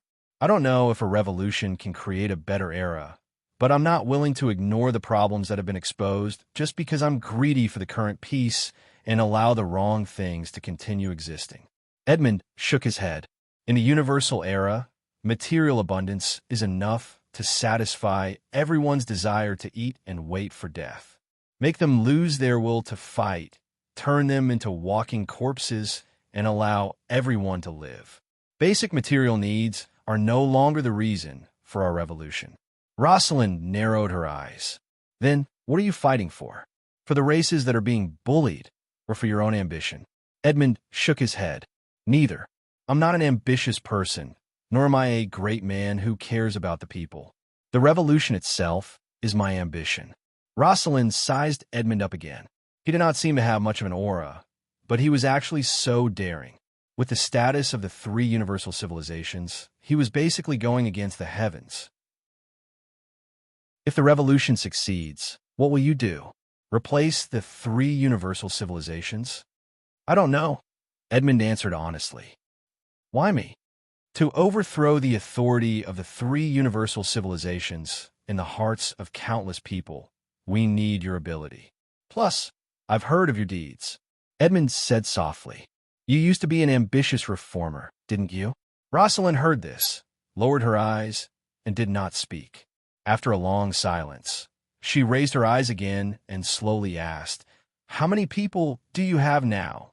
Only the three of us. You haven't even established your organization, and you want to recruit me? Rosalind's tone was incredulous. Her expression seemed to say, Who gave you the courage? Edmund bowed and said sincerely, Yes, but my sincerity is not fake at all. I hope to gather like-minded people and build a business together. Rosalind, I hope you can consider my proposal. At this moment, Rosalind seemed to see Black Star's shadow in Edmund. They're both big liars. I'll consider it. Give me your communicator number. Rosalind hesitated and did not make a decision immediately. After exchanging communicator numbers, Edmund's face was filled with joy. This time, Cade, who had not interrupted, spoke. We're done here. Let's leave the Black Star Corps headquarters quickly. Don't get discovered. Edmund nodded, said goodbye to Rosalind, and hurriedly left with the other two. Rosalind opened her mouth, but did not tell the three of them in the end. They thought they had snuck in, but in reality, the Black Star Corps surveillance system must have discovered them long ago. In the headquarters, nothing could escape Black Star's notice. However, she did not know why no one came to capture the three of them. Because of this, Rosalind was curious. Did Black Star let the three of them in on purpose? Beep. At this time, Rosalind's communicator suddenly rang, and Philip's voice came through. Master wants to see you. When Edmund and the other two headed to the spaceport, the inspection in the hall had already ended. Everyone had left, and the passageways were filled with people. The three of them heaved a sigh of relief. With the crowd as a disguise, they felt that the chances of being discovered were much lower. When they passed by the hall, Han Xiao was still there. The three of them quickly looked away, not daring to attract Han Xiao's attention, and left with the crowd. They arrived at the spaceport, took back the spaceship, and left the Black Star Corps headquarters.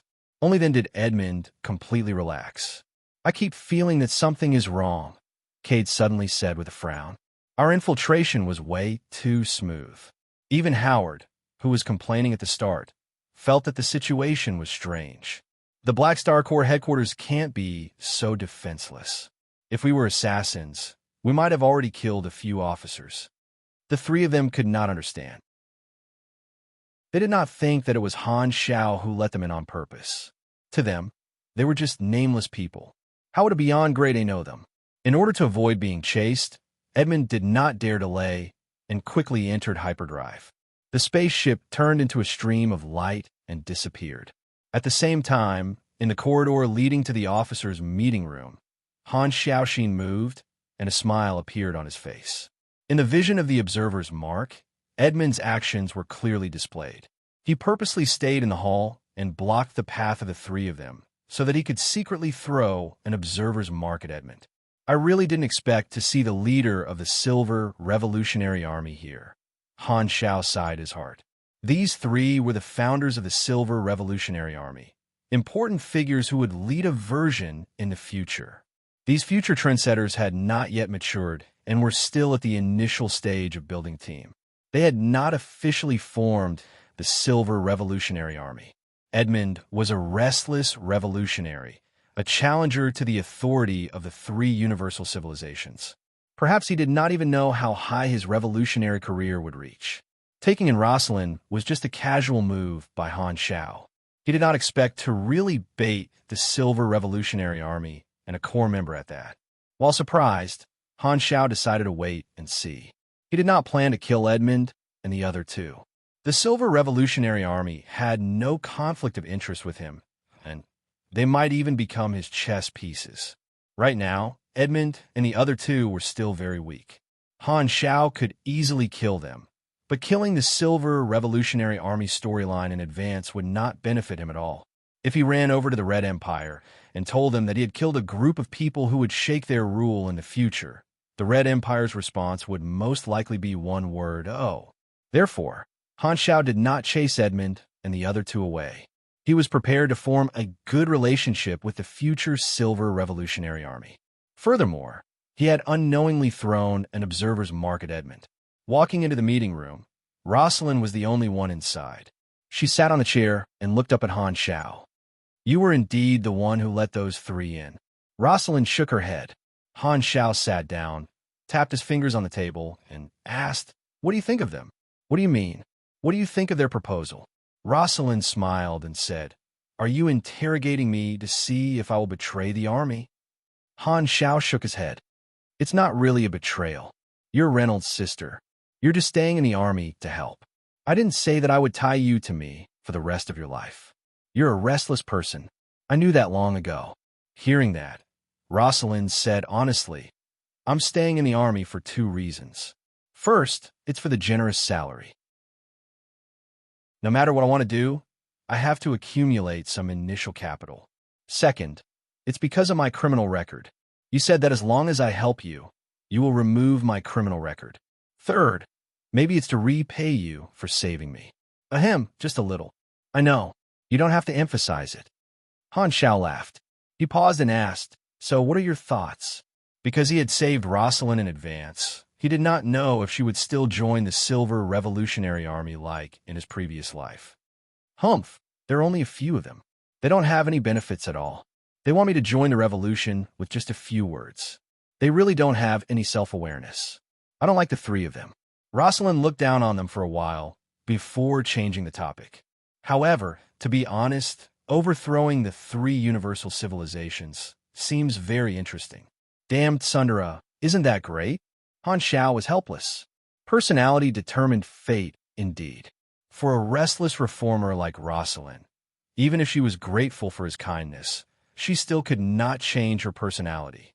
If you've made up your mind, come find me at any time. I'll allow you to leave. Han Xiao stood up. Although Rosalind was very useful, everyone had their own ambitions. He did not plan to force her to stay. Rosalind would most likely be the backbone of the Silver Revolutionary Army in the future. He had a good relationship with her, which meant that he could set up a trap in the Silver Revolutionary Army in advance. He could also let Edmund and the others know through Rosalind that they could successfully sneak in today because he turned a blind eye. Furthermore, if he let Rosalind go, he might have a chance to force Reynold to issue a mission in the future.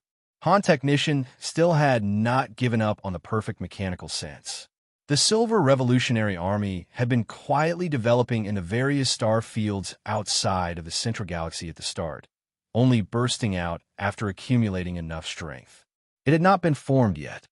The Crimson Tide of version 3.0 has only been around for half a year, and the Secret War main storyline has already come to an end. The development of the flickering world is imminent, and it's time for those Liver Emperor players to explore. The Silver Revolutionary Army has also appeared. As the storyline of the version progresses, the strength of the players will become more and more obvious. Han Zhao's eyes sparkled. The plan to expand his leak farm had to be put on the agenda. He could not just limit it to the Shattered Star Ring. It just so happened that he responded to the call of the Red Empire and made a trip to the Central Galaxy. This was an opportunity. At the same time, on the Clint Mother Planet, in the Red Empire Diplomatic Building, a secret meeting had been going on for a long time. Bang! The Clint diplomatic ambassador slammed the table and stood up with a face full of anger. Zoel, don't go overboard. Why did the Red Empire ask us to give up on the proposal to redivide the Star Cluster regions to the Galaxy Civilization Conference Court? You're asking us to give up all the hard work we've put into the Secret War for the past 10 years. Whose side are you on? Zoel wiped the spit on his face and narrowed his eyes. I'll always be on the side of the Empire. Chapter 776. The Clint diplomatic ambassador stared at Zoel angrily and pointed at him, speechless. I've already explained the exact situation, Zoel said slowly. The dynasty has decided not to take a stand on this issue. You can insist on submitting the proposal, but the success rate is very low. The Arcane Church will reject your application. I represent the dynasty and only suggest that you give up on the idea of submitting the proposal. I'm not interfering with your decision. If you insist, we won't stop you. I don't understand. The Clint ambassador said angrily. Why is the dynasty helping Purple Crystal on this? The dynasty's upper echelons have their own considerations. Is it because of the evolution cube? Is that why you suddenly change your stance? I'll say it again. The dynasty's upper echelons have their own considerations. Zoel emphasized. Furthermore, you're wrong. The dynasty only sticks to its own position, and this rule has never changed. All this while, the dynasty has never expressed support for your plan. The Clint ambassador clenched his teeth. They did not think much about it when the tyrant was defeated in the battle, but they did not expect it to be their turn so soon. Clint had invested a huge amount of resources into the Secret War. As a follower of the Red Empire, the Red Empire's attitude was to allow it. However, now that the Red Empire had backed out at such a crucial moment, this meant that Clint's 10 years of investment might be for naught. Of course, they were not happy. No matter how he thought about it, the Clint ambassador felt that this was because of the Black Star Corps. Although Zoel did not explain why the Red Empire did this, he knew that this was definitely because of Black Star. This time, Zoel changed the topic. The development of the flickering world is about to begin. I hope you can deploy your troops as soon as possible. The exploration mission will be quite heavy. The Clint ambassador understood. This was most likely the Red Empire's compensation in disguise, allowing them to obtain more benefits in the flickering world. He pondered for a while before saying, "Since this is the dynasty's intention, we'll consider the proposal again. As for the development of the flickering world, rest assured, we'll definitely do our best." Hearing this, Zoel smiled faintly. After discussing official matters, they chatted for a while before the Clint ambassador hurriedly bid farewell. After walking out of the Red Empire's diplomatic building, the Clint diplomatic ambassador boarded the vehicle and turned on his communicator to contact the upper echelons. He reported the situation just now and caused a heated debate. In the end, the higher-ups came to a conclusion. They could not do anything to the Red Empire. No matter how dissatisfied they were, they could only endure it. Every Clint high-ranking official felt aggrieved. After becoming the lackey of universal civilization, they could only do things according to the other party's wishes. What they hated the most was their new ally, Black Star, who had been causing trouble in the dark. It was such a good situation, but it was ruined by one person. It could be said that Black Star had single-handedly overturned their 10-year plan. A universal civilization protecting their own interests will definitely affect our interests. To them, we're nothing. After turning off the communicator, the Clint diplomatic ambassador leaned back in his seat and looked at the scenery outside the window. More than 7 years ago, Han Shao had taken advantage of the limelight as a beyond-grade AC to expand his army, which had laid the foundation for the next few years. He had experience, and this time he made full use of the influence of his advancement to the beyond grade A realm. Furthermore, with the protection of the Red Empire and the Amethyst civilization, most of the opposing forces had stopped, and the expansion of the army was extremely smooth. Countless free supers in the Shattered Star Ring responded to the recruitment of the Black Star Corps, and batches of new members entered the army. In a short period of time, the number of members of the Black Star Corps swelled once again. The number of members in the various star systems in the Colton Star Cluster had exceeded 300 million. The ordinary members were secondary. The number of Grade B supers was also in the tens of millions, and there were more than 40 Grade A supers. Just in terms of the number of high-level combatants, the Black Star Corps had already surpassed most star system civilizations. With the name of a beyond Grade A and Han Zhao's influence, the Black Star Corps expanded without restraint. With the investments of many financial groups and the support of the Amethyst civilization, Han Shao had sufficient funds to support the rapid expansion of the army.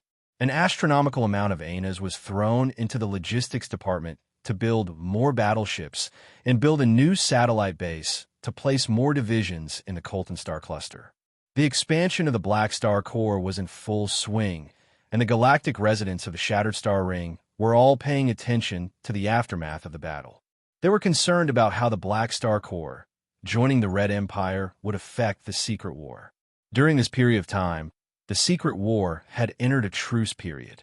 After the battle, both Bloodshed Land and Section 0 had tacitly agreed not to start a war. It was eerily quiet.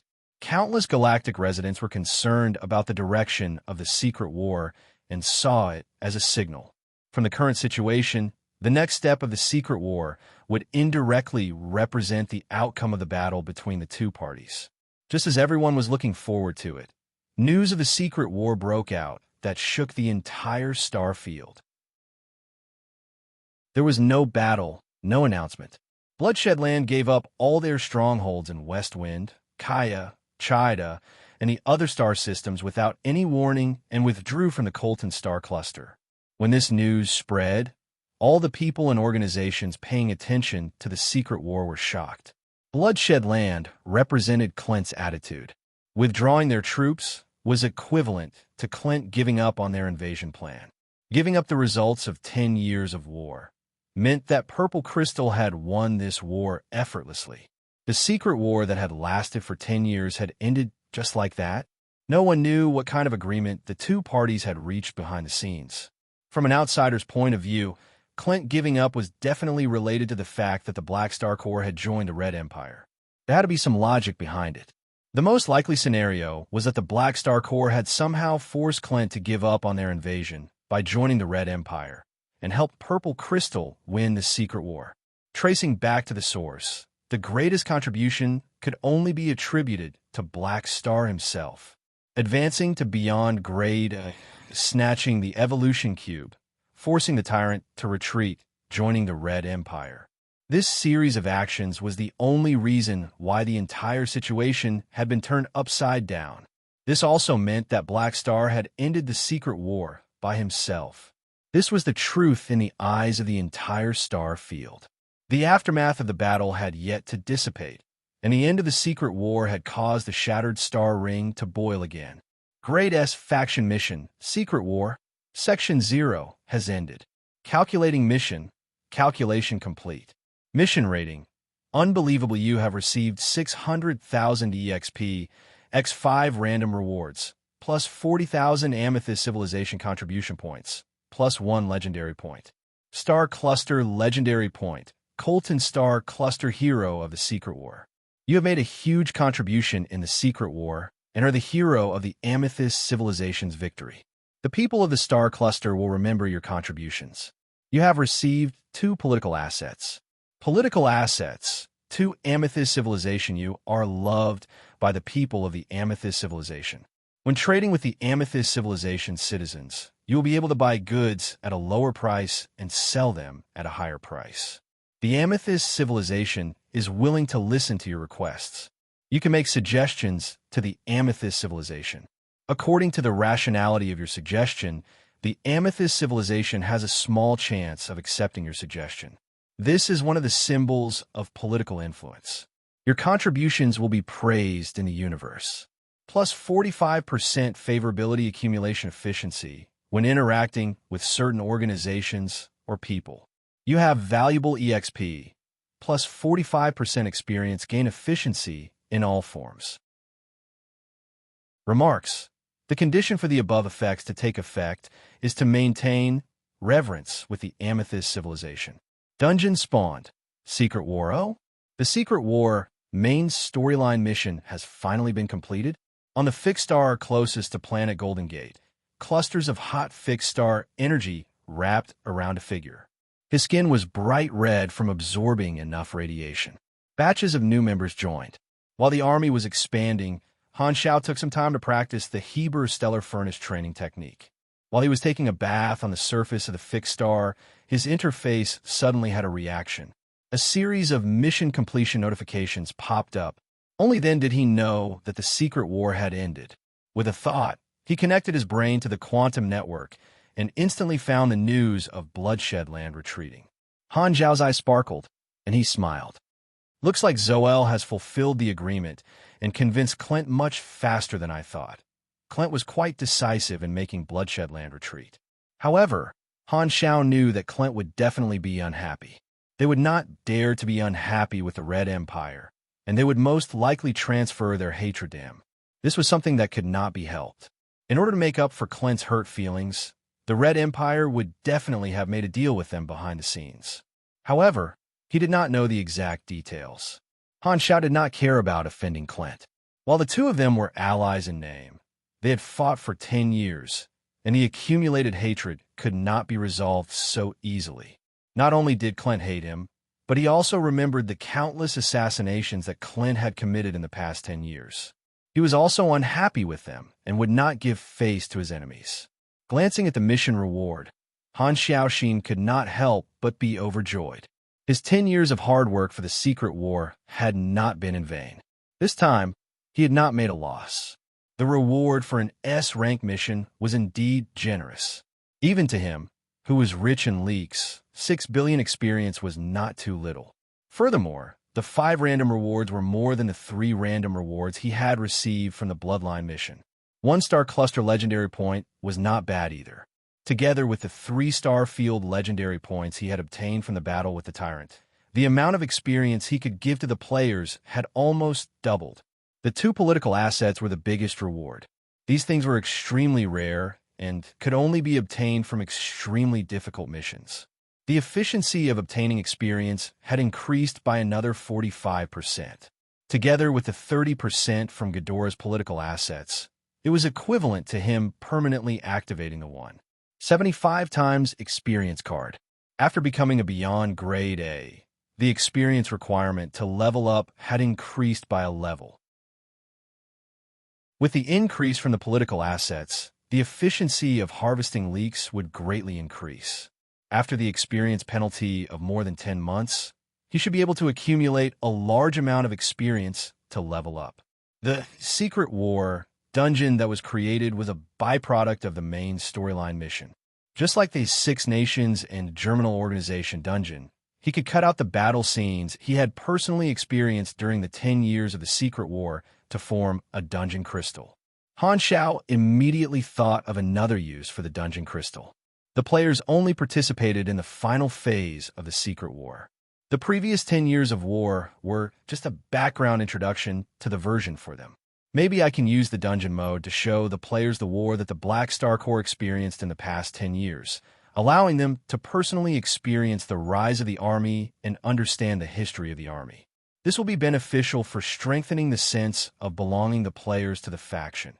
After thinking for a while, Han Xiao felt that this idea was feasible, and a series of ideas appeared in his mind. I can also give them an honorary title within the army, only given to the players who participated in the Secret War. This will prove that they have witnessed the rise of the army and let the newcomers know that they are veterans. In the future, they will be able to enjoy a permanent discount within the army, which will help retain the players thinking of this. Han Xiao could not help but open the players' forums. He had obtained the main storyline mission of the Secret War 10 years in advance, so it was inevitable that he would receive a high rating. Furthermore, the final victory of the Secret War would also increase the mission rating. Not only him, but all the players of the Black Star Corps would benefit. Han Xiao wanted to see how the players would react to this. Thinking about it, the topic is a little sensitive, so it's better to explain. The rise of the Silver Revolutionary Army was due to many factors. I've written about a leader with great ambition before, but this time I'll change it. I'll just hate him. Chapter 777. As soon as he opened the forums, two hot posts jumped into his sight.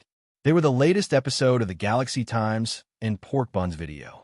Both of their titles mentioned him, and the Galaxy Times even used his name as the subtitle of this episode. The title of this episode was Galaxy Times, Legendary Leader, Black Star. Yo, the Galaxy Times made me into a special episode. Han Xiaoxin was overjoyed. The Galaxy Times would usually introduce the major events and storylines that the players of the various star fields had experienced. Sometimes, they would make a special episode about some major events or people. For example, when version 3.0 had just started, the Galaxy Times had made a special episode to analyze the different storylines that the Crimson Tide had brought to the players of the various star fields. The Secret War in the Shattered Star Ring was just one of them. If he remembered correctly, although the Galaxy Times had mentioned him many times, this was the first time they had used his name as the subtitle of an episode. Thinking about it, he was a famous person in several versions and became the first person to step into the beyond grade A realm in the player's impression. It was indeed worthy of a special episode. Han Xiao then looked at Pork Bun's video. The title was Black Star Corps Special, Rise of the Starfield. These two videos were the most popular posts at the moment. Han Xiao did not open them immediately. He was used to glancing at the ordinary posts to see what the other players were talking about recently.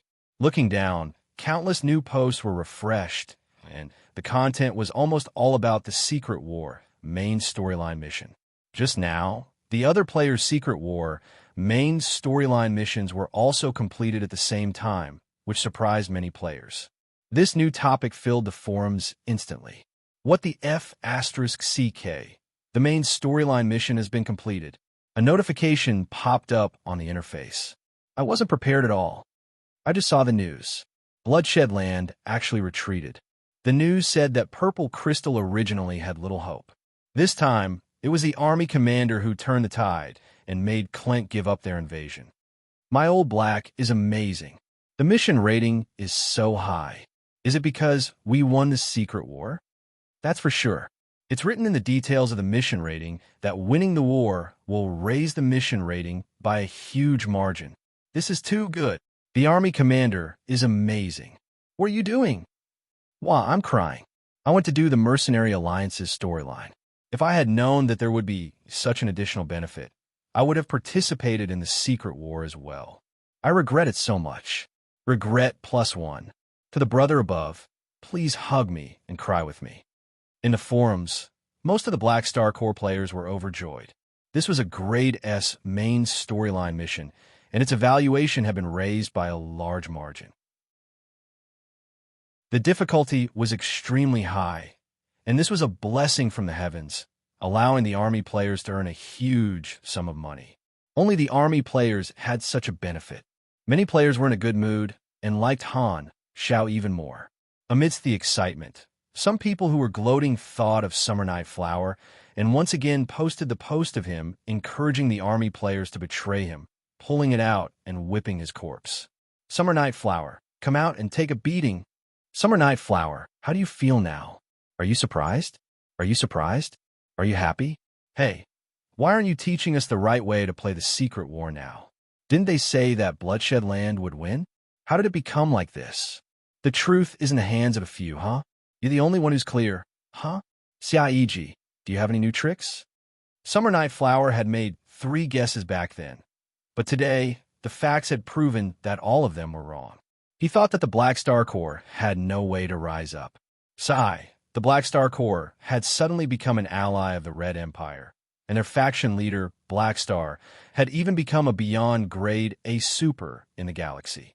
He thought that only Bloodshed Land would win the secret war. Sai, but now it was the Black Star Corps that had won.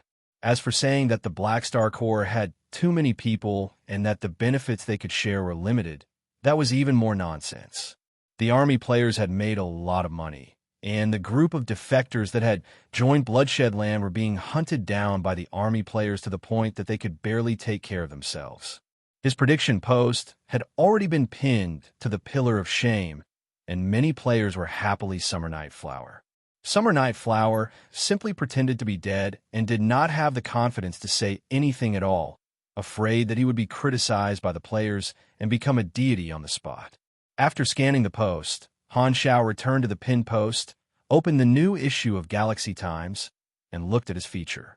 The opening was the same male and female hosts. They still had the same friendly smile that made one want to jump into the screen and hit them after looking at them for a long time. They were still speaking the same opening lines that even the audience could remember. "Hello, players," the female host said. "This is Galaxy Times, dedicated to sharing first-hand game information and protecting your gaming career. We only have one topic for today's episode," the male host said. "That is the famous person who has caused a sensation in the galaxy recently, Black Star." The scene changed. It was unknown which player had taken a screenshot, but the background was the scene of the battle not long ago. The perspective of the screenshot was the position of the Black Star Corps, which was behind Han Xiao.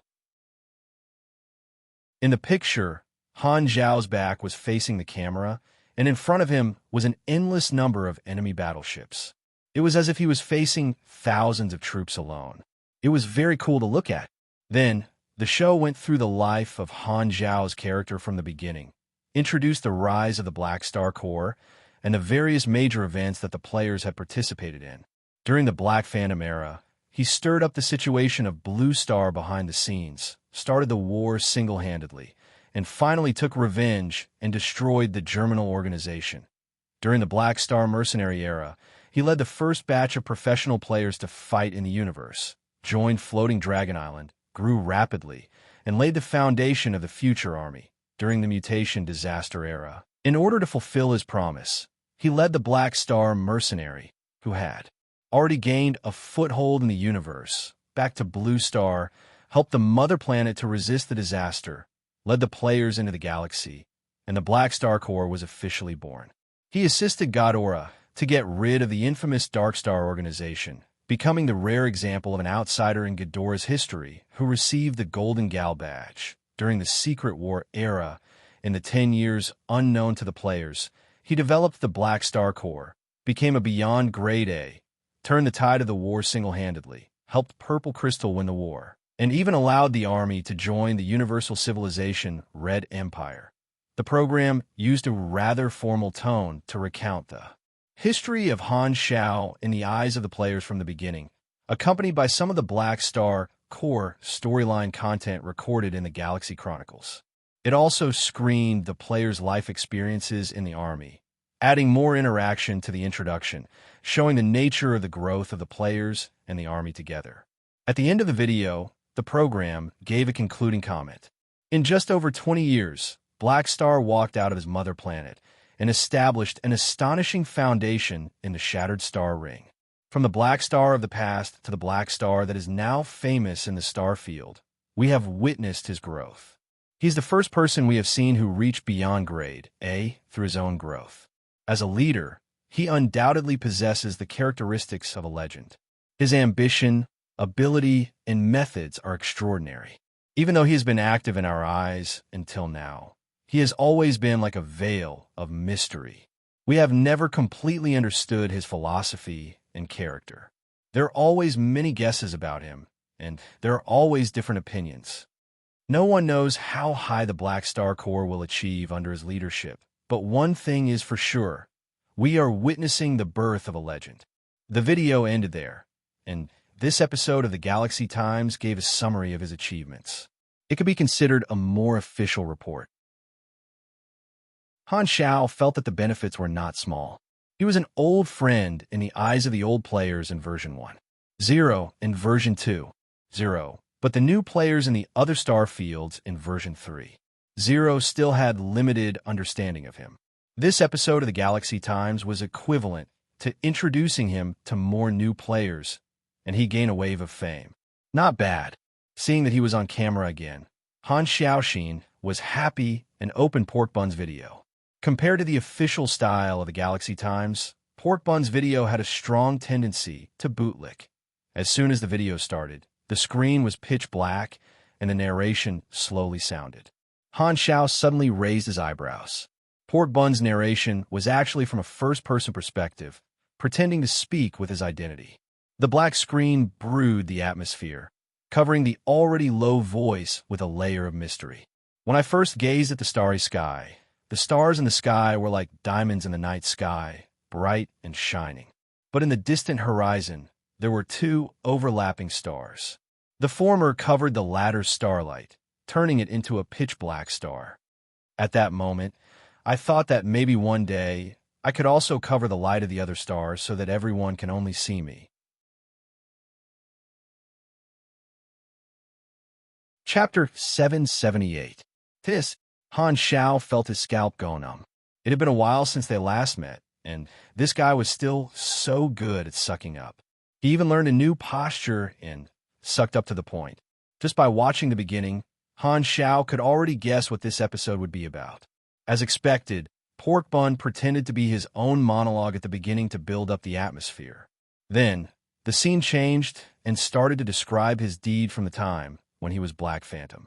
Although the Galaxy Times feature was a similar character inventory, Pork Bun's style was different. Most of the time, he used first-person narration and edited the material from many previous episodes together to create a strong sense of story. The first-person narration made the video feel very immersive. Pork Bun narrated all kinds of deeds from Han Xiao's perspective, creating a sense of personal experience and making the audience feel as if they were there. One of the characteristics of the first-person narration was that it was through the tone of Black Star himself, expressing his inner thoughts and making the audience's impression of him clearer. Han Xiao had always maintained a sense of propriety in his interactions with the players. What he showed was all superficial behavior, so the players' understanding of him was always separated by a layer of membrane, and they could not know his inner thoughts. However, Pork Bun wanted to use this episode to give a real personality to the image of Black Star in the players' hearts. The reason he did this was to further solidify his position as the ace video series of the Black Star Army. He wanted this episode to become a classic that the future generations could not avoid if they wanted to understand Black Star. Through reasoning, analysis, and imagination, coupled with a strong sense of immersion, he created a vivid image for the character he loved, making the character seem more real in the eyes of the players. To the players, this type of character theme was not unfamiliar. They liked to give more direct personality symbols to NPCs. After all, the NPCs could not see them, so they could talk about them however they wanted. Port Bun's analysis was based on Han Zhao's deeds over the years. From his perspective, he interpreted Black Star's reasons and motives, beautified his image, and dissected his personality. However, the players liked this very much. From the time of Black Star until now, the audience felt like they were experiencing Black Star's thoughts from the first-person perspective. Port Bun edited a few of Han Zhao's public speeches, and along the way, Port Bun gave him a lot of positive personality labels, such as ambitious, nostalgic for his home planet, loyal, trustworthy, decisive, bold, careful, and so on. What the F***CK? You're licking him too much. Bun Hit Dog praised him to the skies as if he was the epitome of 1,000 positive qualities. Even Han Zhao himself was embarrassed. Even if you want to bootlick, you still have to follow the basic rules. You're too ridiculous. Although it's quite comfortable, the image that Port Bun created was far from his actual self, but the benefits were obvious. Only the players themselves could use this method to create a clear image for him. With such a top paparazzi, it was beneficial to increase his personal charm to the players. There were obviously more comments on Port Bun's side than the Galaxy Times. A lot of people on the screen were praising the Army commander. At the end of the show, Port Bun emphasized the rise of the Black Star Corps and the future of the Starfield. At the same time, he threw out new guests. The Secret War is the main storyline in our eyes, but in my opinion, this might just be the background on the surface. What's hidden in the dark is the real main storyline of the storyline, and that is the rise of the Black Star Corps. The Secret War is actually the background of Black Star's advancement to beyond Grade A and the rise of the Army in the Starfield. This guess was approved by the majority of the Army players. They still remembered that in the previous version, the Black Star Corps was far from its current size. However, as soon as version 3.0 started, the Black Star Corps, which had gone through 10 years of war, was reborn and grasped the opportunity of the war to develop. Now that Black Star had ended the Secret War, the rise of the Black Star Corps was more like the real main storyline, overshadowing the Secret War and turning it into the background. After looking around, most of the Army players thought so. Han Zhao's eyes sparkled. This was a chance to directly implement his plan of turning the Secret War history into a dungeon. The next day, the Army players received an unexpected gift. All the players who participated in the Secret War had the Army Assistant Program on their communicator informing them that they had received the honorary title Secret Combatant. This was a title that was displayed in the Army's personal resume, and it was the Army's recognition of them. This was a title that belonged to the faction and had nothing to do with the interface. However, the players with this title would always enjoy a 10% discount in the Army. The players who participated in the war were pleasantly surprised, not only because of the 10% discount, but also because of this honor. There was only one Secret War, and this title would only be released once. It was an out-of-print faction title, representing that they had witnessed the rise of the Army. This was an honor that proved that they were veterans. At the same time, the faction store released a large number of Secret War dungeon crystals, including mini battles, which ran through the 10-year process that the players had not experienced. Dungeons had always been one of the favorite products of the players, and they were all very interested in them. These Secret War dungeons were obviously a series similar to Six Nations and Germinal Organization, suitable for their current level. The players thought that this was a characteristic of a growth faction. After completing a big main storyline, the Black Star Corps would be able to create a corresponding series of dungeons. They were already used to this.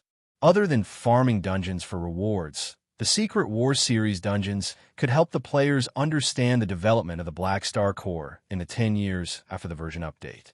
Entering the dungeon and experiencing it personally would be more detailed than the historical records. Han Xiao had another reason for doing this.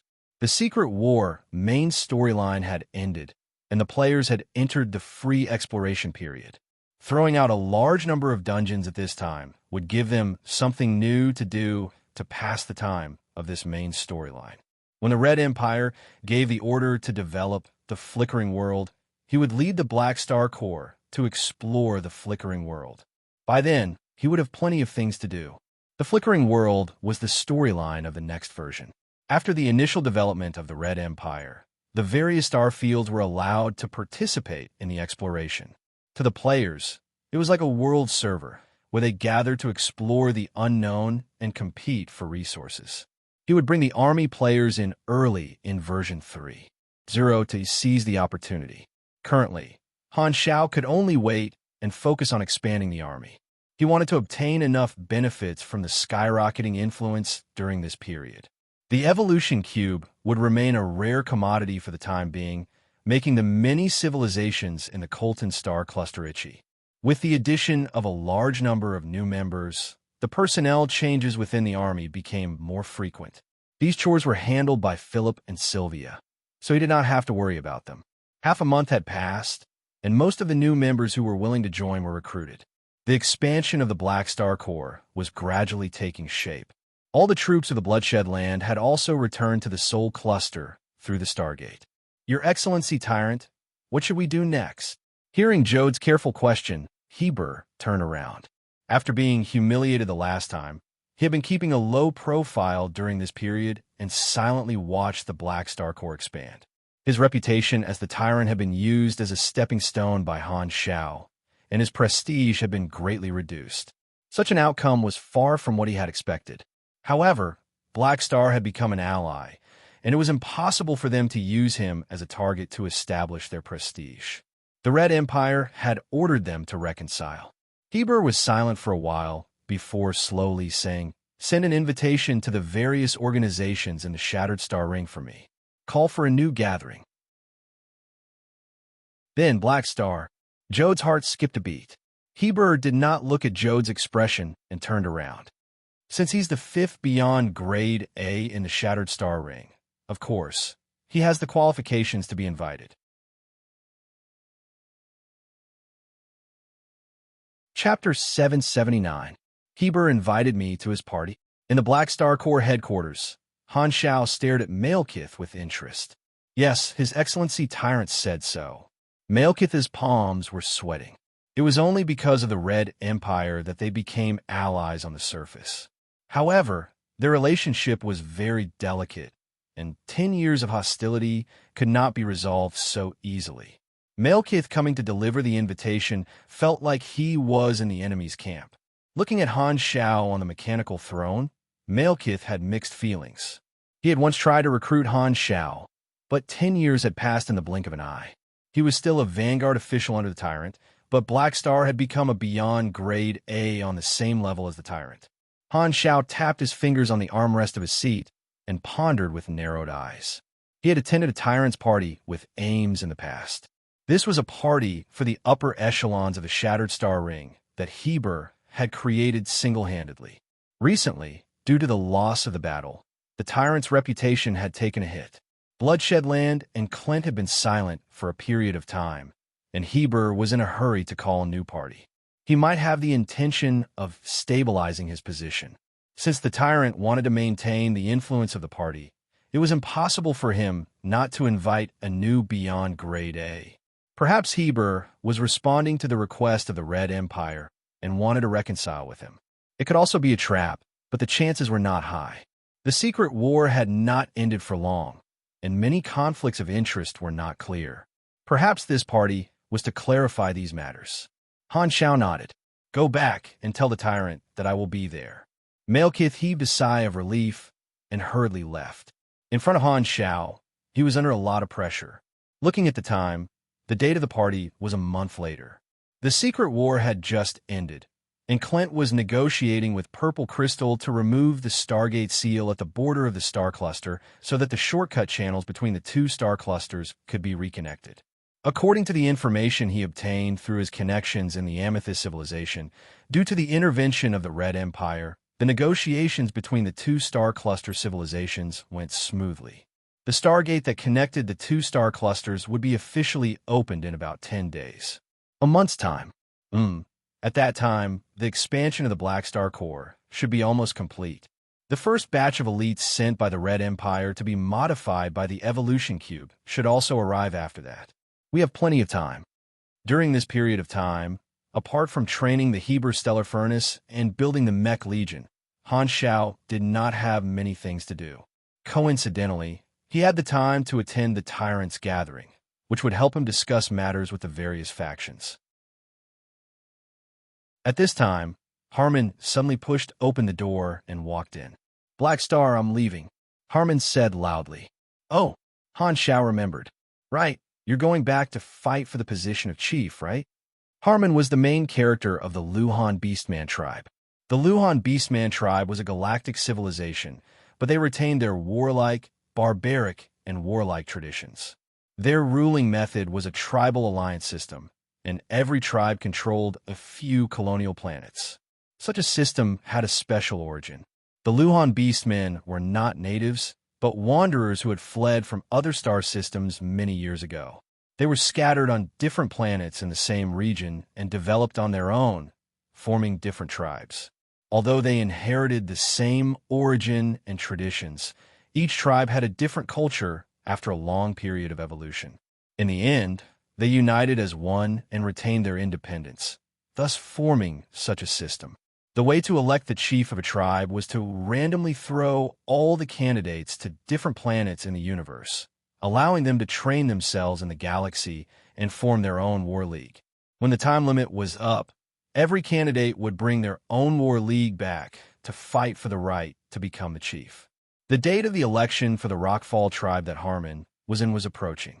His career as a mercenary was about to end, and he was preparing to return to inherit the property of a galactic tribe.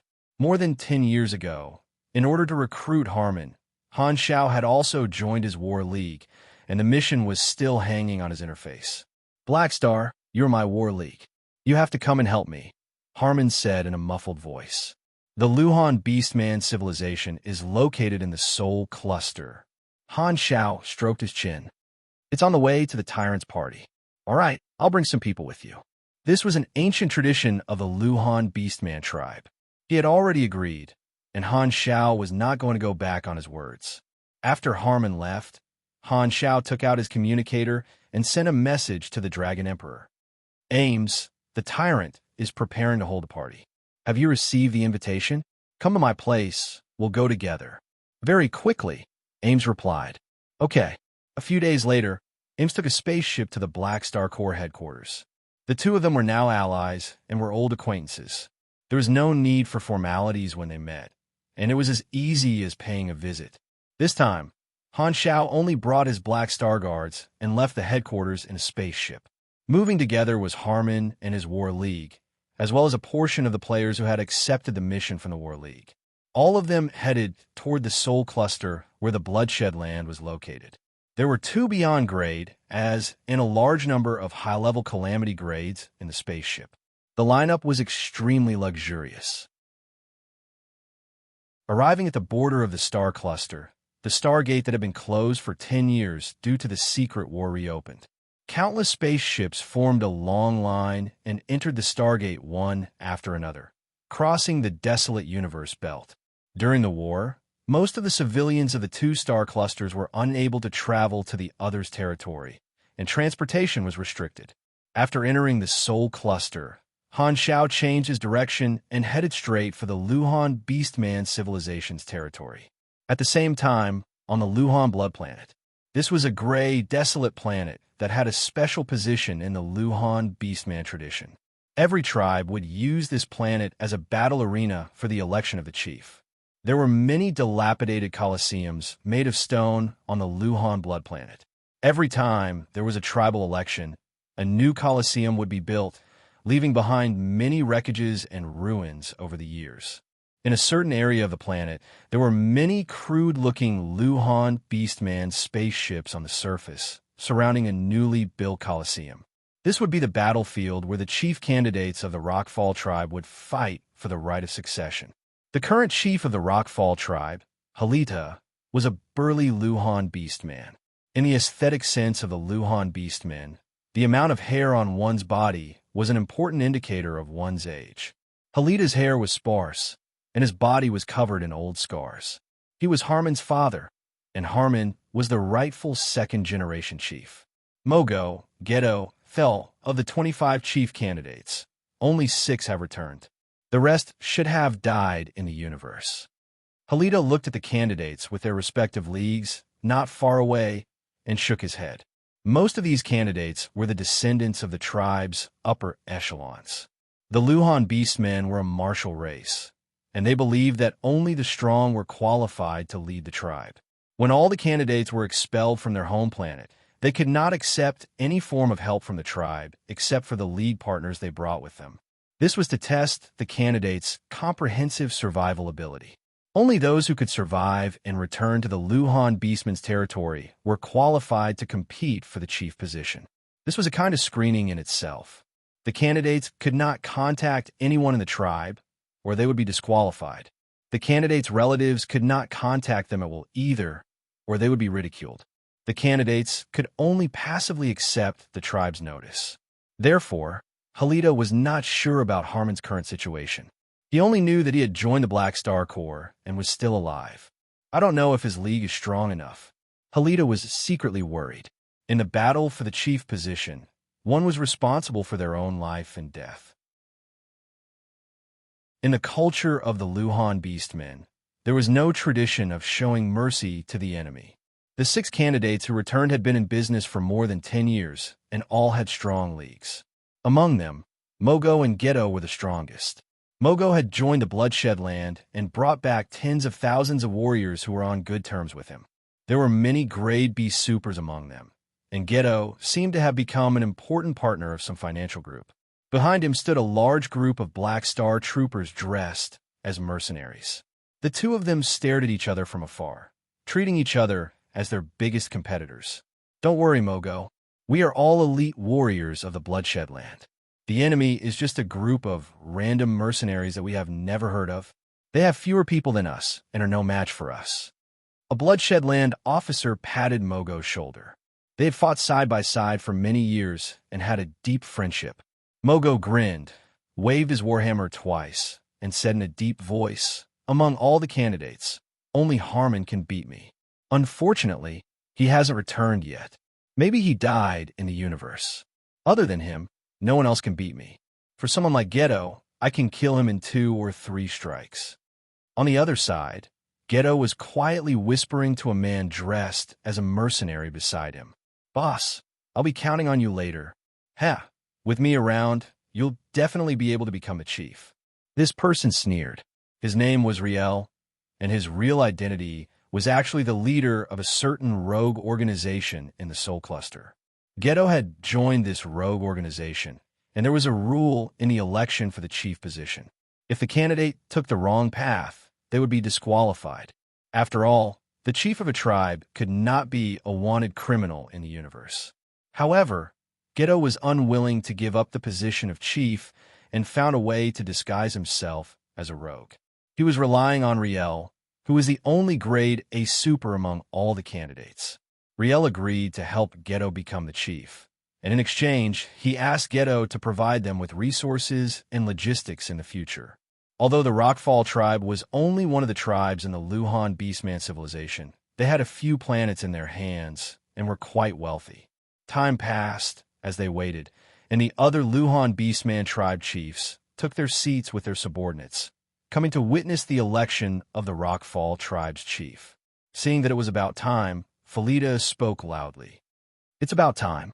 Mogo, Ghetto, all the candidates, bring your leagues into the battlefield. Choose an area yourselves and prepare for battle."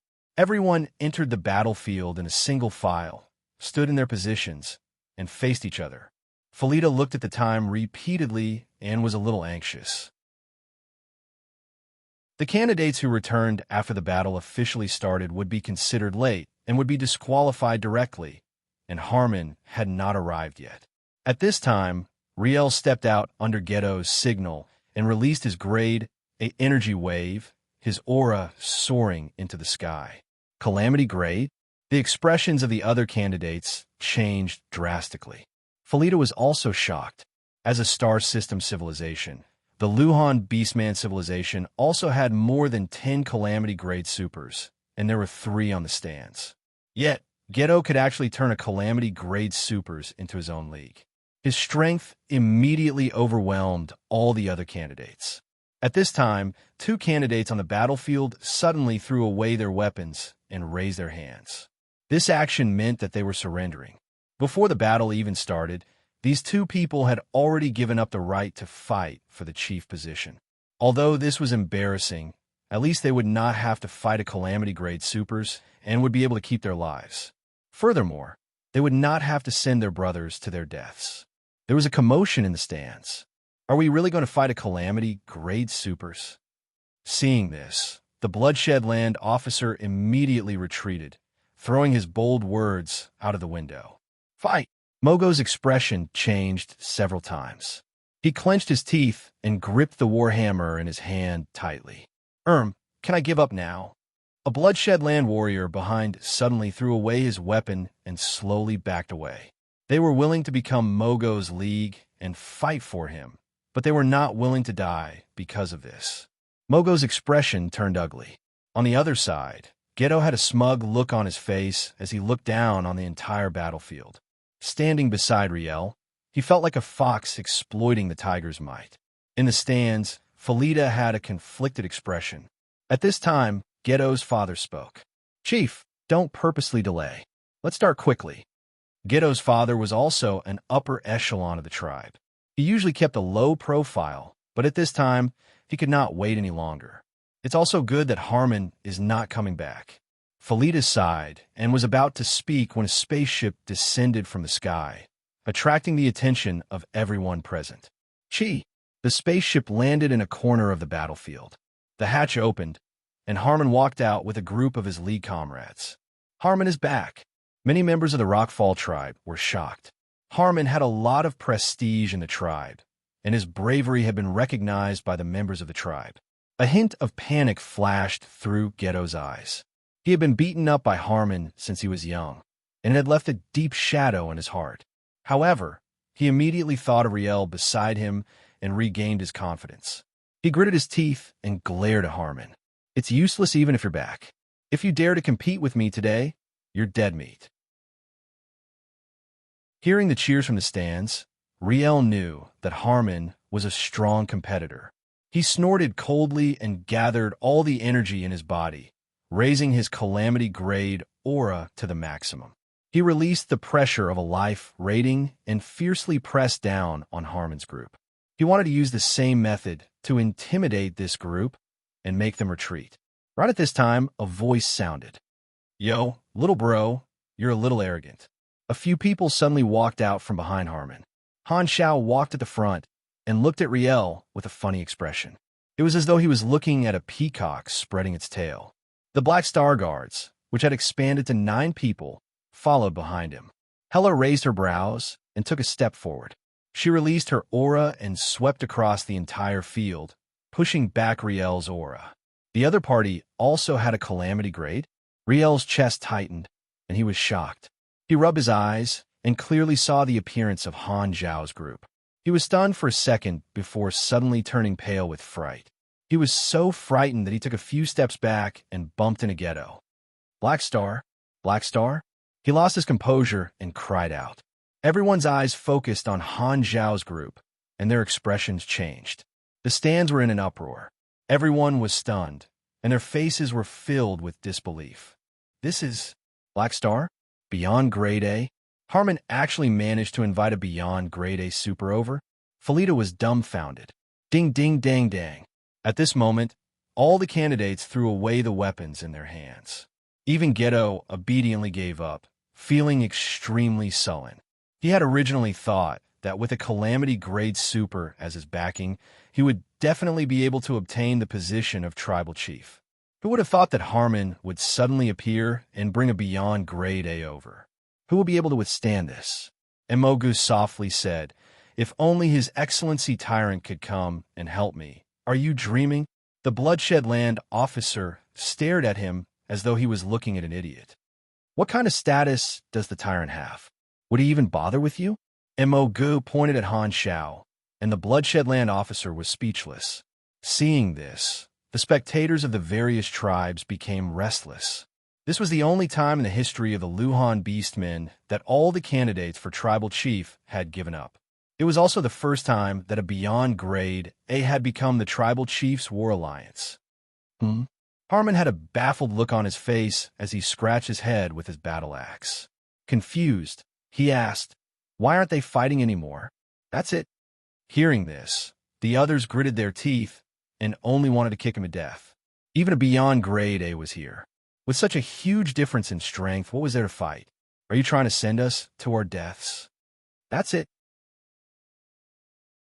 The mission completion notification popped up on the interface, and the players who had followed over were taken aback. They did not do anything but watch the cutscene for a while, and the mission was completed. We thought that there would be a tough battle. Seeing everyone staring at him, Han Shao helplessly shook his head. With his current position, many low-level missions could be completed by just showing his face. Helping Harmon obtain the position of tribal chief was really something that happened along the way. Chapter 780. Boom! Two huge wooden wine cups collided, and amber-colored wine spilled out along the sides of the cups. Harmon raised his head and gulped it down in 2 or 3 mouthfuls before exhaling in satisfaction. Han Shao shook his head with a smile and drank a mouthful as well. The spicy wine flowed down his throat, and the moment the alcohol entered his body, it was immediately broken down. To him, it was no different from water. At this moment, everyone was on the Rockfall tribe's ship, and Harmon had invited Han Shao and the others to his hometown as guests. Normally, fighting for the position of tribal chief was unavoidable, but Han Zhao's appearance had caused the other candidates to give up in despair. The position of tribal chief fell into Harmon's hands without any suspense. Harmon was overjoyed and held a banquet on the ship. Since they were all old friends, Han Shao naturally would not refuse. "Congratulations, you are the next Rockfall tribe chief." The other tribal chiefs of the Luhan Beastman civilization all came up to congratulate Harmon while sizing up Han Shao with envy. They did not know why Harmon would have such a good relationship with a beyond grade A super. The war alliance of the tribal chiefs was also a symbol of his connections.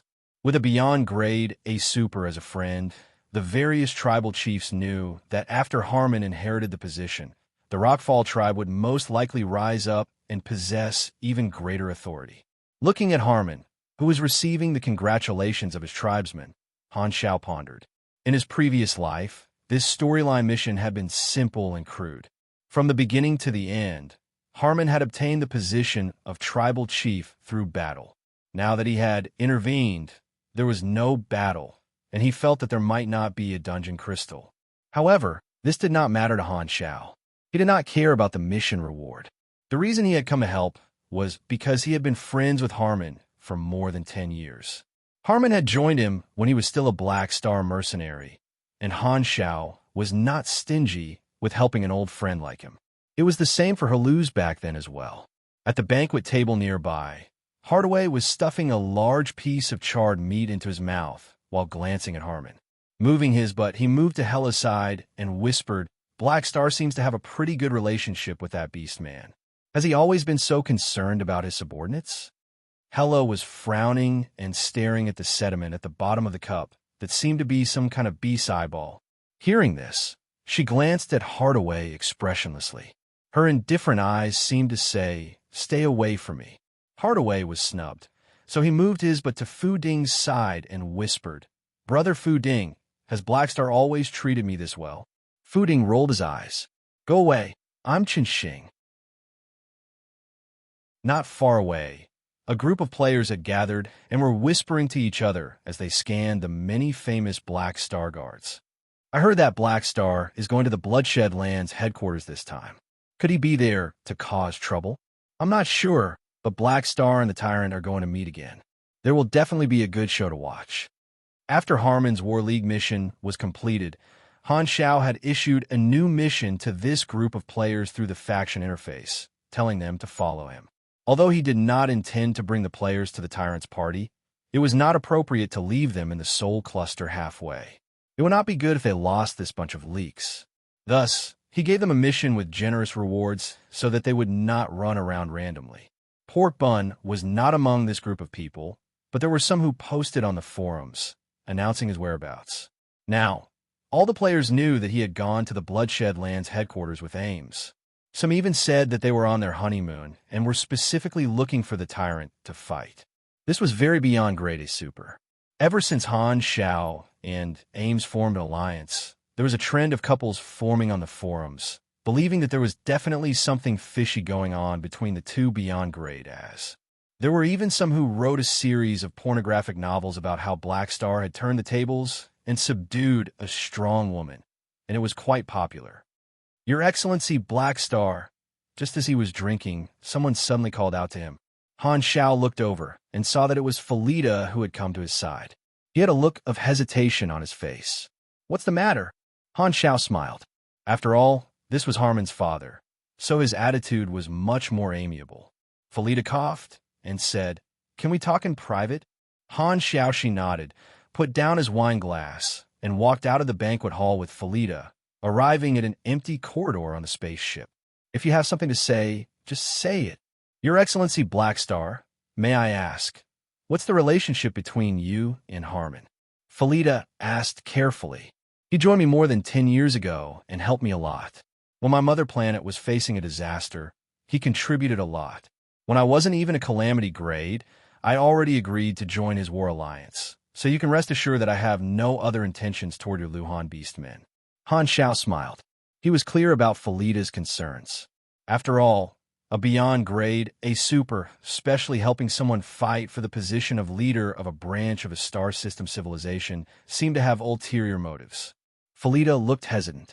Suddenly, he gritted his teeth and asked, "Your Excellency Black Star, I have a request. I wonder if the Black Star Corps is willing to accept race migration business?" Han Xiao blinked and signaled for him to continue. The origin of our Luhan Beastmen was originally a wandering civilization. Although we have formed a star system civilization, every tribe is actually an independent nation. In the direction of the development of our civilization, we have a lot of differences. I hope that the Rockfall tribe can migrate and leave the Soul Cluster. Why? Han Xiao was curious. The Soul Cluster is the territory of the Clint Kingdom, and their desire for control is very strong. There are several star system civilizations in this star system, and our Luhan Beastmen civilization is just one of them. The other civilizations more or less have Clint's background, so they work together to squeeze us out and squeeze our resources. Their goal is to force us to become Clint's vassal. 100 years ago, we had a total of 3 star zones, but now we only have 1.5. The Luhan Beastmen are brave and good at fighting, and the proportion of supers in our tribe is very high. Clint has always had intentions toward us. Our Rockfall tribe is an independent faction. We want to maintain our independence and are not willing to become Clint's vassal. However, most tribes want to compromise with Clint, and we have no choice but to find another way out. Hearing this, Han Xiao stroked his chin and pondered. This kind of thing was not uncommon in the universe. When a civilization had multiple regimes, such differences would often occur when it involved the future of the entire race. This kind of regime was actually not suitable for a star system civilization. In a galaxy where there were many organizations, the decisions made by a civilization had to be responsible for the entire race. However, a branch regime had its own interests, so it was very easy to have conflicts. Unfortunately, due to the history of the Luhan Beastmen, they were forced to form such a system. Even if they recognized the problem, it was very difficult to change it. No tribe was willing to give up their power. The Luhan Beastmen civilization was a relatively weak star system civilization. Every tribe controlled a few colonial planets, and there were only about 100 planets in total. They were scattered in different places. A star system usually had more than 10 star zones. For example, a powerful star system civilization like Godora could dominate a star system and rule all the star zones. However, some star systems had multiple star system civilizations, each occupying some star zones and fighting for resources. Such star system civilizations were naturally weaker compared to other civilizations of the same level. Han Xiao nodded. You want the Rockfall tribe to become independent, leave the joint civilization, and develop on their own in another star cluster as a branch of the Luhan Beastmen? That's right, Haletta quickly agreed. Do you know the consequences? If you do that, a large portion of the tribe members will choose to stay and not migrate with you. Han Xiao raised his brows. I'll take care of this. There are many other tribes who are unhappy with Clint, Haletta said with a deep voice. Hearing this, Han Xiao did not ask anymore and slowly said, Okay, you can contact me anytime once you've made up your mind. Other people's tribes were responsible for them.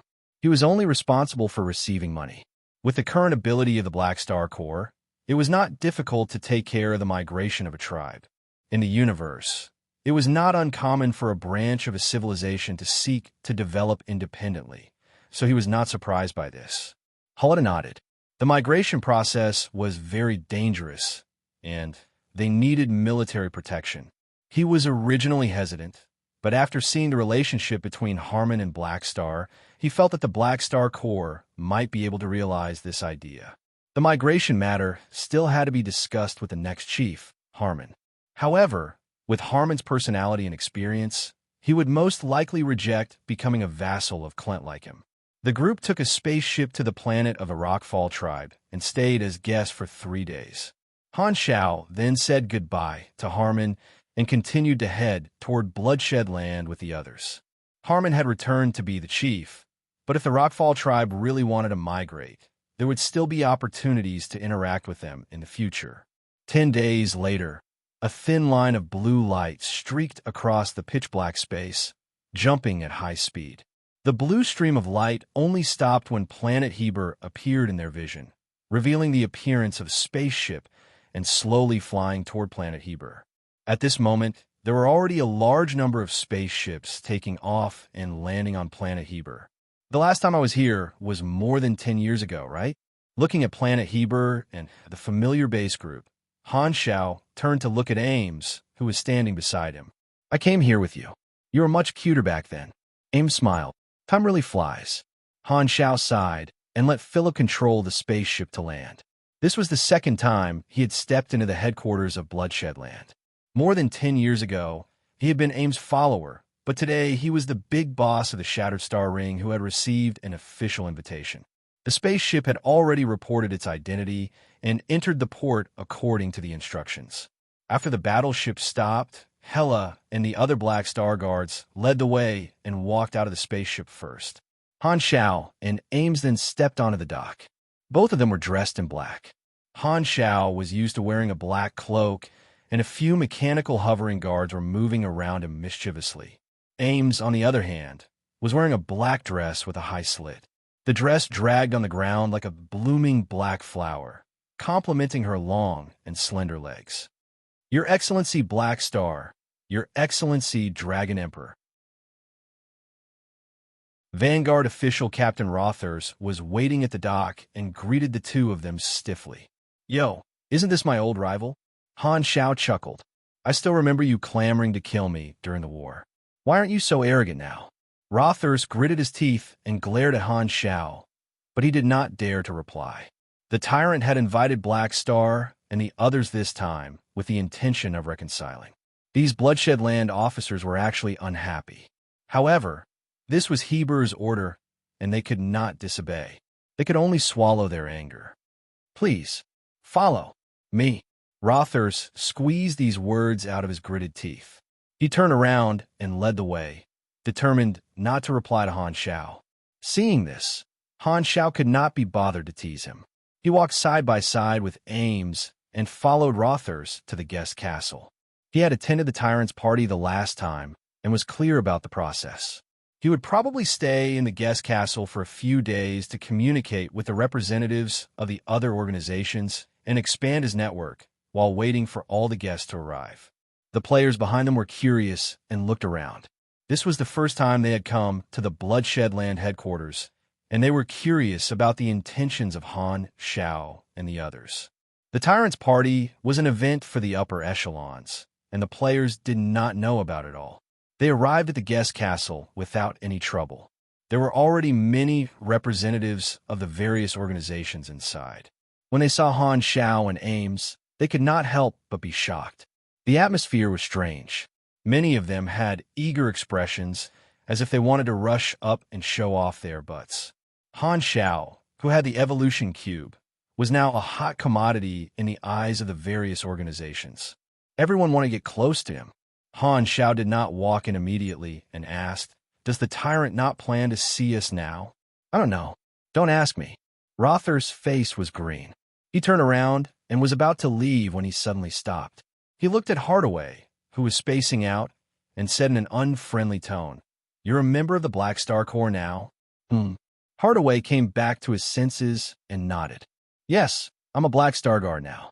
The treatment is not bad. Do you want to join?" When Foster's heard this, he felt like he was being mocked and was furious. Hardaway had once cooperated with the Bloodshed Land, but because Jode made use of him, the cooperation ended. He then joined Han Xiao like a father. However, in Rother's eyes, this kind of behavior was like abandoning the dark for the light.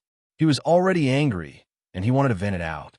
With a cold expression, he shouted, "As the vanguard official of the Bloodshed Land, I challenge the Black Star Corps Black Star Guards. Who dares to fight with me?" Hearing this, Han Xiao and Ames' eyes suddenly became strange.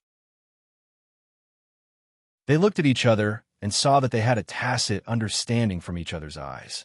Han Xiao, "Have we seen this before?" Ames, "Isn't this the scene when you challenged that traitor Carol?" Han Xiao smiled helplessly. In the past, he had taught the traitors of Floating Dragon a lesson for Ames, but now it was the officers of Bloodshed Land who were indignant and wanted to challenge his Black Star Guards to take him down a notch. Rothers loyally supported the tyrant. Although it would not be as exaggerated as the tyrant being humiliated, Heber had failed, and Rothers wanted to get back at him. Thus, he targeted Han Zhao's officers. Although Han Xiao was an invited guest, their relationship was so delicate that he was not willing to please an enemy who had killed hundreds of high-level combatants of the Bloodshed Land. Even a beyond grade, A would not be able to cover up a challenge. Furthermore, more than 10 years ago, the Bloodshed Land did not stop Han Xiao from challenging Carol. His voice was like thunder, instantly attracting the interest of the representatives of the various organizations in the hall. Hela narrowed her eyes, took a step forward, and said, "Cut the crap. Where do we fight? Who are you?" "The captain of the Black Star Guards under Black Star Hela." Killing intent flashed past Rother's eyes. Just as he was about to speak, a shadow suddenly covered his head, and a deep voice came from behind him. "Come back." Everyone looked up, and their expressions changed. The one who had come was the tyrant, Heber. Hearing that Heber had stopped his challenge, Rother's expression turned ugly. He turned around and left, quickly disappearing from their sight. Seeing this, Hela also retracted her aura and took a few steps back. Han Xiao narrowed his eyes and looked up at Heber, who was like a small mountain. Heber also lowered his head and looked at him, expressionless. The atmosphere in the hall seemed to have become heavy. Other than Ames, everyone in the hall had difficulty breathing. The atmosphere became more and more tense. At this time, Heber suddenly spoke, breaking the tense atmosphere. "Black Star, Dragon Emperor, come with me. The 5 of us beyond grade as have a good chat." Then, he turned around and walked into his palace. It seems like we have to come to a conclusion on how the two parties should interact in the future. Han Zhao's eyes flashed, and he did not hesitate.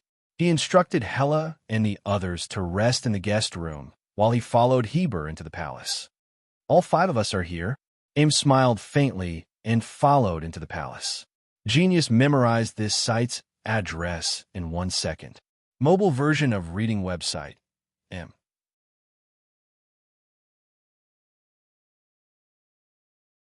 Chapter 781. The two of them walked into Heber's palace and came to a huge circular hall. There were 5 floating thrones, and Heber sat on one of them. 2 of the other 4 thrones were already occupied. They were Cisco and Austin. Hee. As expected, we meet again very soon. Austin greeted with a smile. Old man, Han Xiao cursed in his mind and looked at Cisco on the other side. Cisco almost never attended the tyrant's party. Now that he was invited, he was quite surprised. Maybe it's because the evolution cube is gone and he doesn't have to stay at home. So Cisco is not staying at home? Han Xiaoxin thought. Black Star. Cisco nodded with a calm expression. No emotions could be seen in his 7 eyes, as though Han Xiao was not the enemy who had stolen his treasure. Han Xiao could not figure out Cisco's intentions, so he did not say anything and only nodded in response. Although they had conflicts of interest and grudges, they were all beyond grade as of the Shattered Star Ring. In such an occasion, they would not fight as soon as they saw each other. Ames floated up and sat on the empty seat. The 4 of them all looked at Han Xiao, waiting for him. Han Xiao smiled, flew up, and landed on the last empty seat, which was also the 5th new throne. At this moment, he had officially entered this small circle. The 5 of them sat facing each other. This was the new structure of the peak combatants of the Shattered Star Ring. Since everyone is here, let's have a good talk. Heber spoke with a deep voice and turned to look at Han Xiao. First, the problem between you and me. There are only 2 choices in front of us. One is to continue opposing each other, and the other is to temporarily reconcile. I'm listening. Han Xiao did not comment. Since you have also joined the Red Empire, we have no choice but to become allies. We must stand on the same side. This is what the Empire wants, and is also what I want. Heber slowly said, during the 10 years of the Secret War, you killed many of my subordinates, and many of your soldiers also died at my hands. The grudge between us runs deep, and you definitely won't be willing to back down. Neither will I. Why don't we put aside our dispute for now and settle our past grudges later? You mean, after we complete the exploration of the flickering world, we will slowly settle this debt? Han Xiao raised his brows. Both sides had deep hatred for each other. Too many of their comrades had died in each other's hands in the past 10 years. It wasn't something that could be reconciled just like that. No matter which side it was, this was no longer just a matter of the leader's will. If they forced an alliance, the subordinates of both sides would find it difficult to accept, which would be detrimental to the cohesion of the faction. Heber nodded before shaking his head. We don't need to work together. The flickering world is huge, so we can stop fighting and live in peace. We can explore our own areas and not interfere with each other. This way, we can fulfill the Red Empire's request without forcing each other. Han Xiao stroked his chin. This suggestion was rather reasonable. To the Red Empire, as long as the 2 sides did not drag each other down, they would be able to accept it. Even the dynasty could not force a beyond grade, but to let go of old grudges and make peace with the enemy. He rolled his eyes and roughly understood what the tyrant meant. Exploring the flickering world was very important to the Red Empire, and as a new star field that had yet to be fully explored, there were too many areas in the flickering world that could be explored. The exploration results of their allies would not only be the foundation of their own organization's future development, but the Red Empire would also give out additional rewards for their exploration results. In other words, although both sides were allies, they were actually competitors. What they were competing on was the exploration ability of the 2 organizations in the flickering world. No, the Bloodshed Land is not the only competitor. The Red Empire will gather its allies from the various star fields to explore together. By then, there will be more organizations competing for resources. Han Xiaoxin's heart skipped a beat. Instead of being shocked, he was overjoyed. This was because he had too much of an advantage in this area. To all explorers, the flickering world was an unfamiliar and unexplored area that required luck to explore. However, in his eyes, the map of the flickering world was almost crystal clear.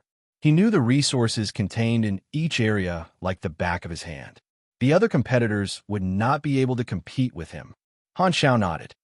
All right, I agree to this plan. We'll settle our grudges in the future.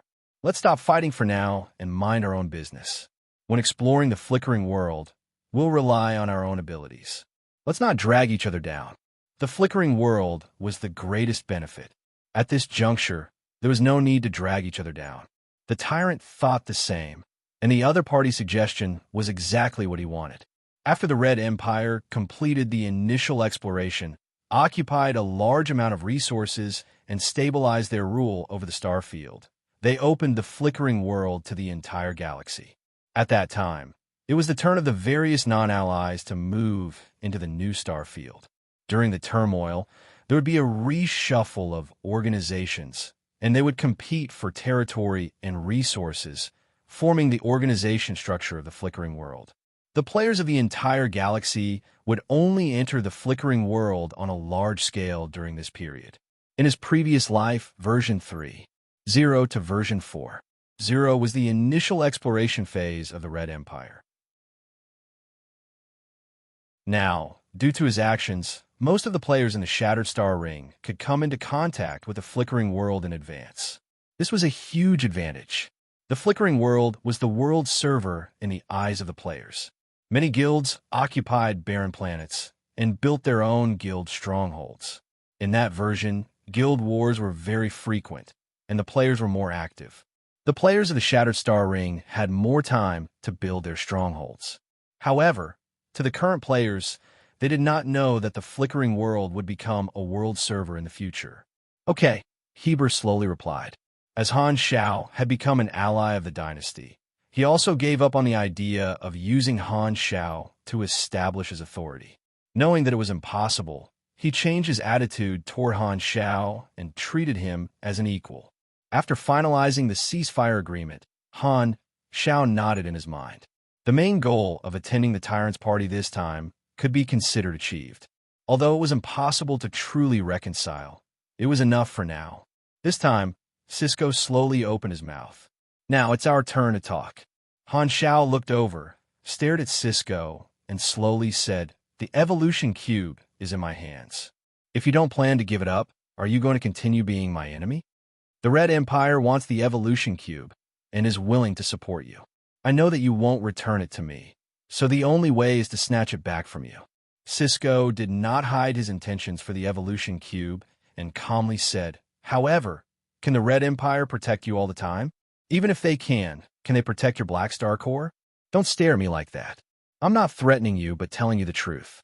Even if I'm willing to give it up, the Arcane Church won't, and even the Radiant Federation will take action." Han Xiao raised his brows.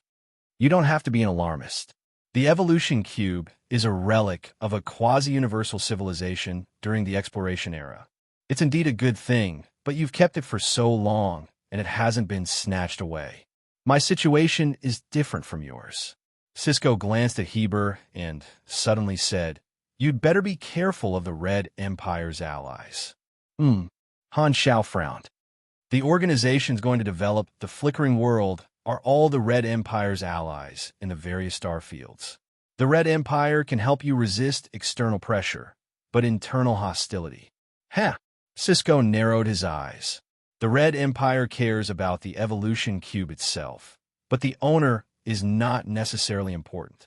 The evolution cube is extremely important to an organization, and someone might take the risk and attack you. As long as you die, what do you think the Red Empire will do? I understand what you're trying to say. Save the nonsense. Han Xiao shook his head. What Cisco meant was that the Red Empire's allies were not of one mind. Perhaps there were beyond grade, as from other star fields who were interested in the evolution cube and would find a chance to kill him and steal the treasure. As long as they acted first and reported later, the Red Empire would not stand up for a dead person, but would accept such actions to prevent losses. However, Han Xiao had been in the Red Empire for many years and was quite clear about the Empire's character. The probability of such a situation happening was very low. The Radiant Federation might be able to do such a thing, but the Red Empire would not. The dynasty would only use this as an excuse to take the evolution cube directly into their hands. Even if it was a beyond grade A ally, as long as they broke the important rules, they would still be punished. From the Crimson Tide incident, it could be seen that the dynasty was very domineering. Hearing this, Cisco did not have any expression. He did not intend to scare Han Xiao today and was just casually chatting. Don't forget, God is also after the evolution cube. If he finds you, you'd better pray that you run fast enough. God. Han Xiao thought of God's number in his blacklist and had a strange expression. I'll worry about the evolution cube myself. There's no need to trouble you. Han Xiao sized up Cisco. I'm curious, though. What are you doing here today? Are you here just to scare me? Who said I'm here for you? Cisco shook his head. He had not attended the Tyrant's party for a long time, and it was really not for Han Xiao. In the past, he had to guard the evolution cube at home, so he rarely left the territory of the Star Pupil Protoss. Furthermore, with the evolution cube in his hands, he had endless support from the Arcane Church. He had a transcendent status and did not need to attend such high-level gatherings. However, now that the evolution cube was taken away, it was as if he had taken off a layer of shackles and was ready to be active in the starfield. This was not only because he wanted to be active, but also because without the evolution cube, the importance of the Arcane Church would definitely decrease. He planned to come out and walk around, attend the Tyrant's party, and build up his connections to develop into a star cluster civilization. Then, Cisco closed his eyes, not wanting to talk to Han Xiao anymore. Then, Han Xiao turned to look at Austin. Seeing that the disheveled old man was staring at him with bright eyes, he said in annoyance, "Do you have something to say to me, too?" Austin stretched out his slender finger and pointed at the evolution cube hanging around Han Xiao's neck. He chuckled and said, "Let's make a deal. Let me use it once, and I'll agree to one of your requests." Hee. Han Xiao did not smile at all. Previously, when he was in trouble, this guy did not help him. After the storm was over, this guy jumped out to make a deal, thinking that with his character, there would be plenty of opportunities to exchange for the right to use the evolution cube in the future. You old man, your predictions are really King accurate. Han Xiao had a helpless expression. He had used the evolution cube to get close to a neutral beyond grade A, and it was worth it no matter how he looked at it. There was no reason for him to reject any request. Han Xiao snorted, pointed at Cisco, and said, "Then join hands with us and beat this guy to death." Cisco was not moved and continued to rest with his eyes closed. "Stop fooling around. You know I won't agree to this request." Austin shook his head with a bitter smile. His tone was bewitching, like a goldfish trying to trick a little girl. "Let's change it to something else. How about you take my palace of hidden spells to play with? I can lend it to you for a few months." "Lend it to me? You should give it to me. Hey, we're acquaintances. Don't be too greedy. This won't do, that won't do. Then, what can you help me with?" Austin thought about it and shrugged. "I don't know, but you definitely won't lose out." Veins popped up on Han Zhao's forehead. "Nonsense. There's no cost to letting you use the evolution cube once. Of course, I won't lose out, but you will." An idea suddenly popped up in his head. "How about you help me deal with God? Let's talk about killing Cisco instead." Cisco's eyelids could not help but twitch. The two of them talked for a long time, and even Ames started to yawn. Only then did Han, Xiao, and Austin reach an agreement. A beyond grade, a mage would often be able to obtain some extremely rare materials when traveling through multiple dimensions. Austin would provide him with some genetic items from high-level void creatures every year for free. Secondly, the hidden Red Robe Abbey and the Black Star Corps were semi-allies. Every year, the hidden Red Robe Abbey would send high-level mages to the army to train some mages and teach them some rare spells. Lastly, Austin would have to do something within his capabilities that did not go against his principles, and the final interpretation of the principles would be Austin's. Han Xiao could not do anything to him. The two of them had a good relationship, and Austin had even helped him a few times. Naturally, he was not willing to become enemies with Austin because of the evolution cube. Right? Han Xiao suddenly thought of something and threw an observer's mark at Austin. "What are you doing?" Austin was baffled and casually crushed the observer's mark. As a beyond grade A mage, it was easy for him to decipher the usage of void energy. Even if Han Xiao was a beyond grade A, it would be the same. After all, he was a mage who specialized in controlling multidimensional energy. Han Xiao did not give up and threw another observer's mark. Austin stared and crushed it again. The two of them stared at each other and repeated this process more than 10 times. In the end, Austin gave up resisting and let the observer's mark remain on his head. Only then did Han Xiao nod his head in satisfaction, feeling much happier. I'm going to put a big eye on your head in front of you today. Heber suddenly felt a headache coming on and regretted putting the two of them together. The atmosphere was originally so tense. Why was it suddenly not so serious? Seeing that Han Xiao and Austin had reached an agreement, Heber was stunned for a moment. Among the five of them, it seemed like he was the only one who did not have the chance to use the evolution cube. Heber looked at the evolution cube and then at Han Xiao's face. His eyes twitched. Without even guessing, he knew that Black Star would definitely not agree to lend him the evolution cube. Suppressing the desire in his heart, Heber adjusted his mood and slowly said, "Black Star and I will stay here alone. The three of you can leave first." Looks like your discussion went very smoothly. Black Star, I'll go out first. Im stood up and stretched. She did not really care about what was being discussed here, and it looked like she was just there to help. However, as Han Xiao's ally, she had the intention of supporting Han Xiao by coming along. Among the five of them present, only she and Han Xiao were close allies. Although the other three did not mention this, they all knew about it. In terms of strength, Han Xiao and Ames were on the same side and completely suppressed the other three. Ames and the other two left, and the door of the hall closed again. Only Han Xiao and Heber were left in the room. This time, the side door opened, and Zoel walked out with a smile. I'm glad the two of you have reached a consensus. Envoy. The two of them nodded slightly. There was a Clint representative behind Zoel. Now that the room was filled with their own people in name, it was clear that they were going to talk business. Just as Han Xiao expected, Zoel tapped his wrist, and a 3D star map projection appeared in midair. In a vast universe map, a new glowing area was marked with the name Flickering World. Using this opportunity, I'll introduce the current situation of the Flickering World to let everyone understand the general exploration progress. You guys should prepare your own exploration plans. When it's officially developed, we'll all have to assign missions. It seems like this is to give us time to think about our own exploration areas. Han Xiao's eyes sparkled.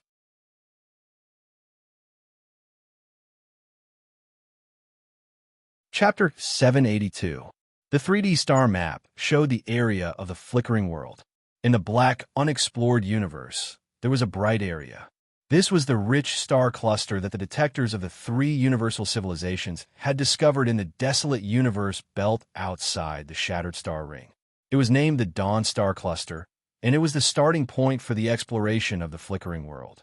The Dawn Star Cluster was the first area that the detectors had explored, and it was also the only star cluster that officially belonged to the Flickering World. As the bridgehead for the development of a new star field, it was marked in green.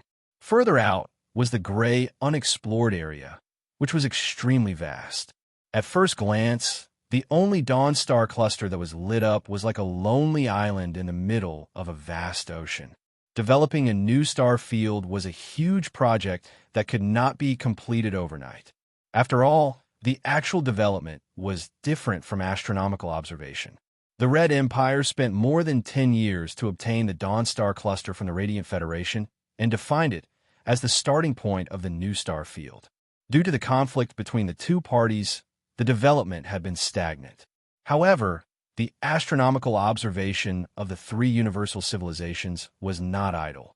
After more than 10 years of observation, they had roughly defined the territory of the Flickering World and completed the initial map. In the star map given by the Red Empire, the Flickering World was roughly divided into 19 star clusters of various sizes. The Dawn Star Cluster only took up 3% of the entire star field, and the rest were all unexplored areas. Desolate universes were divided into sizes. A star field would usually include many small and medium desolate universe belts, and only super-large desolate universe belts were defined as the borders of a star field. The flickering world was not an exception. It was estimated that there were more than 7,000 small and medium desolate universe belts scattered between star zones and star systems. Therefore, to the Dynasty exploration team, the selection of an area was very important. If the direction of exploration was filled with desolate universe belts, the profits and benefits would be pitifully low. The Dynasty has decided to first explore the 3 star clusters adjacent to the Dawn star cluster. Zoel zoomed in on the star map and showed it to them. They are the Renault star cluster, the Geru star cluster, and the Crown star cluster. Han Xiao, Heber, and the Clint representative all focused on the star map. This was a preliminary star map for astronomical observation. Due to the complicated universe environment, there would be some errors, but the general distribution of the planets would not be wrong. Among the 3 star clusters, the Geru star cluster was the largest. It had many desolate universe belts, while the other 2 were average. There were 2 types of desolate universe belts. One type was where the planets were sparse and spaced far apart from each other, or where there was a lack of stellar systems and certain high-energy celestial bodies. It was a barren area that could be discovered through astronomical observation. The other type was where the planets in the area were generally barren of resources. This type was more obscure than the former. It looked like a normal area, but in fact, it required field exploration to determine that it was a desolate universe belt. At this time, although the star map had a rough distribution, the information of every planet was in an unknown state. This was a semi-finished star map. The Red Empire's development was to complete the detailed information of every planet in the star map through field exploration, correct astronomical errors, and occupy the rich planets in advance. That was the job of the exploration team. Even if it was an obvious barren universe belt, they had to explore it. There were countless planets in a star field. Even if the Empire only planned to explore 3 star clusters, it would still be a huge project. Renault star cluster. Heber looked at it for a while and made his choice. The Bloodshed Land and the Clint Kingdom advanced and retreated together, exploring the same area together. Black Star, what about you? Zoel turned around. Han Xiao stroked his chin. I'll choose the Geru star cluster. Geru, huh? This area has the fewest people. Sure. Zoel nodded. Han Xiaoxin smiled. He and Heber had agreed to explore separately and not interfere with each other. Furthermore, he knew that among the 3 star clusters, the Geru star cluster had the most potential benefits. It seemed like the Geru star cluster had more desolate universe belts than the other 2 star clusters, but in reality, the other 2 star clusters also had quite a number of desolate universe belts. In the desolate universe belt of the Geru star cluster, there were even some ruins of galactic civilizations that had great archaeological value. In terms of resources, the Geru star cluster was slightly larger and had many stellar systems. It also had more habitable and resource-rich planets. In terms of species, the Geru star cluster had more intelligent civilizations, and most of them were still at the surface civilization stage. It was more convenient to explore. In his previous life, the Geru star cluster was one of the most prosperous star clusters in the flickering world and was very suitable for investment. Therefore, Han Xiao decided to develop the Geru star cluster after comprehensive consideration. There was another important reason. The ownerless universal treasure that existed in the flickering world in Han Xiao's memories was located in a desolate universe belt near the Geru star cluster. It did not belong to the dynasty's first exploration phase. It would be more convenient for him to go there if it was close. Other than me, no one knows about the existence of this universal treasure for now. Han Xiao's eyes sparkled. He was determined to obtain this item. This time, a mission notification popped up on the interface. You have triggered Grade S plus Mission Series, Flickering World. Mission Introduction, Flickering World. A new star field represents a new structure. Exploring this star field is both your responsibility and your opportunity. Tip: mission requirements, mission rewards, exploration points, and mission rating depend on your faction. You belong to the Red Empire faction or the Black Star Corps faction. Mission requirements. Explore the flickering world for the Red Empire as a member of the Black Star Corps. You have received the first round of exploration. Current exploration area. Geru Star Cluster Personal Exploration Points. 0 total exploration points. 0 current rating. Earmarks. Mission rewards depend on mission rating, and mission rating depends on total exploration points.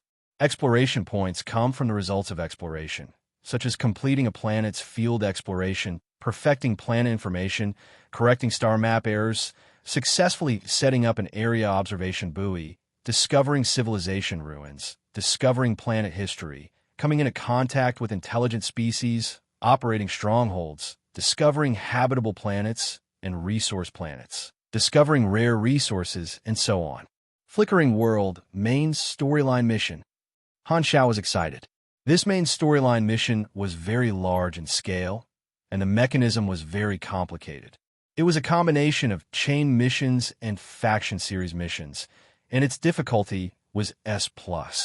First of all, the details of this mission would change depending on the faction. Not all players were members of the Red Empire. After the Flickering World was opened, the players of the various star fields represented different organizations, and their exploration areas were different. The reward system was also different.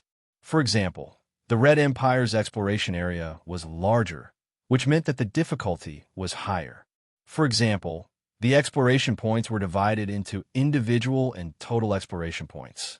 Individual exploration points were the result of one's own efforts. Every time one accumulated a certain amount of exploration points, they would be rewarded.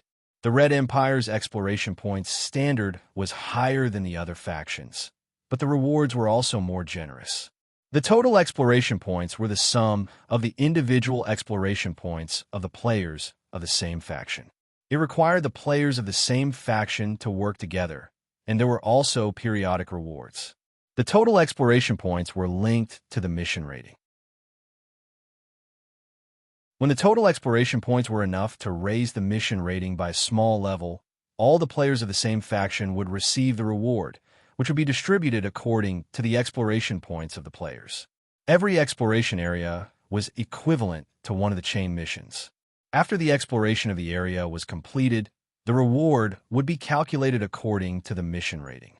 After changing to a new exploration area, the total exploration points and personal exploration points would be reset to 0. The S+ overall mission, Flickering World, would only be calculated after the entire star field was explored. The reward would be calculated according to the exploration points and mission rating of each exploration area. Han Xiao rolled his eyes. The exploration had not officially started yet. With this mission, he could distribute it to the army members in advance. At the same time, he could let the players know that they had a new main storyline after the Secret War. After talking about business, the star map flashed, and the chip on Zol's wrist returned. I'll report your intentions to the dynasty. There shouldn't be any problems, Zoel said with a smile. The Shattered Star Ring was the closest to the Flickering World, and the allies in this area were the first echelon of exploration. There's one more thing. Zoel looked at Han Xiao. The first batch of elites to be modified by the Evolution Cube has followed the dynasty's transport team into the Shattered Star Ring and will arrive at the Colton Star Cluster soon. Black Star, don't forget to welcome them. The transport team has the first batch of resources that the dynasty will give you. I'll go back after the meeting. Han Xiao nodded and curiously asked, who are the first batch of people to be modified? I have a list here. You can take a look at it. Zoel casually sent him a set of information. Opening the list, Han Xiaoxing glanced at it. There were a total of 30,000 people on the list, all of whom were military elites selected by the dynasty. At the very front of the list, there were indeed more than one familiar name. One of the names left a deep impression on him. One of the future dynasty marshals. Tenny Aminos? Han Zhao's eyes widened slightly. This time, Zoel continued. After this batch of elites is modified, a small portion of them will stay behind to participate in the development of the Flickering World, while the majority will return to the dynasty to continue training.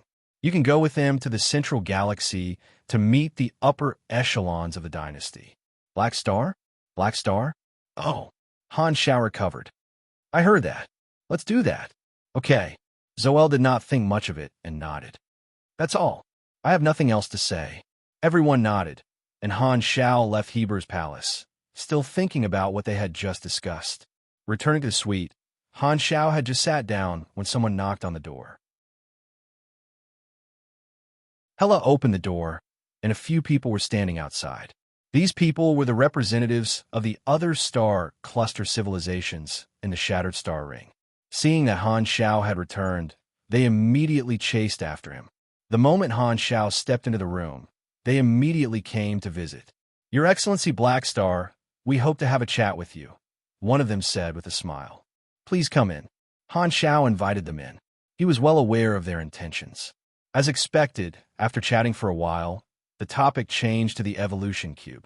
However, these people were just the beginning, following which the representatives of the various organizations that had participated in the Tyrant's Party came to visit. Very soon, 95% of the people in the guest castle had arrived. The huge suite instantly became crowded. The evolution cube was a rare commodity, and everyone wanted to have a share of it. The Tyrant's Party was originally an event for Heber to consolidate his influence, and the guests were all important figures in the Shattered Star Ring. This made it convenient for Han Xiao to expand his network. Taking advantage of this opportunity, Han Xiao also formally discussed cooperation with the various organizations. Regarding the evolution cube, the Red Empire did not restrict my use of it. If you want to borrow it, it's not impossible, as long as you can satisfy my conditions. Han Xiao's tone was filled with a smile. All the important figures in the room quietened down and listened quietly. Only Han Xiao's voice was left in the room. Ames watched this scene from outside the crowd.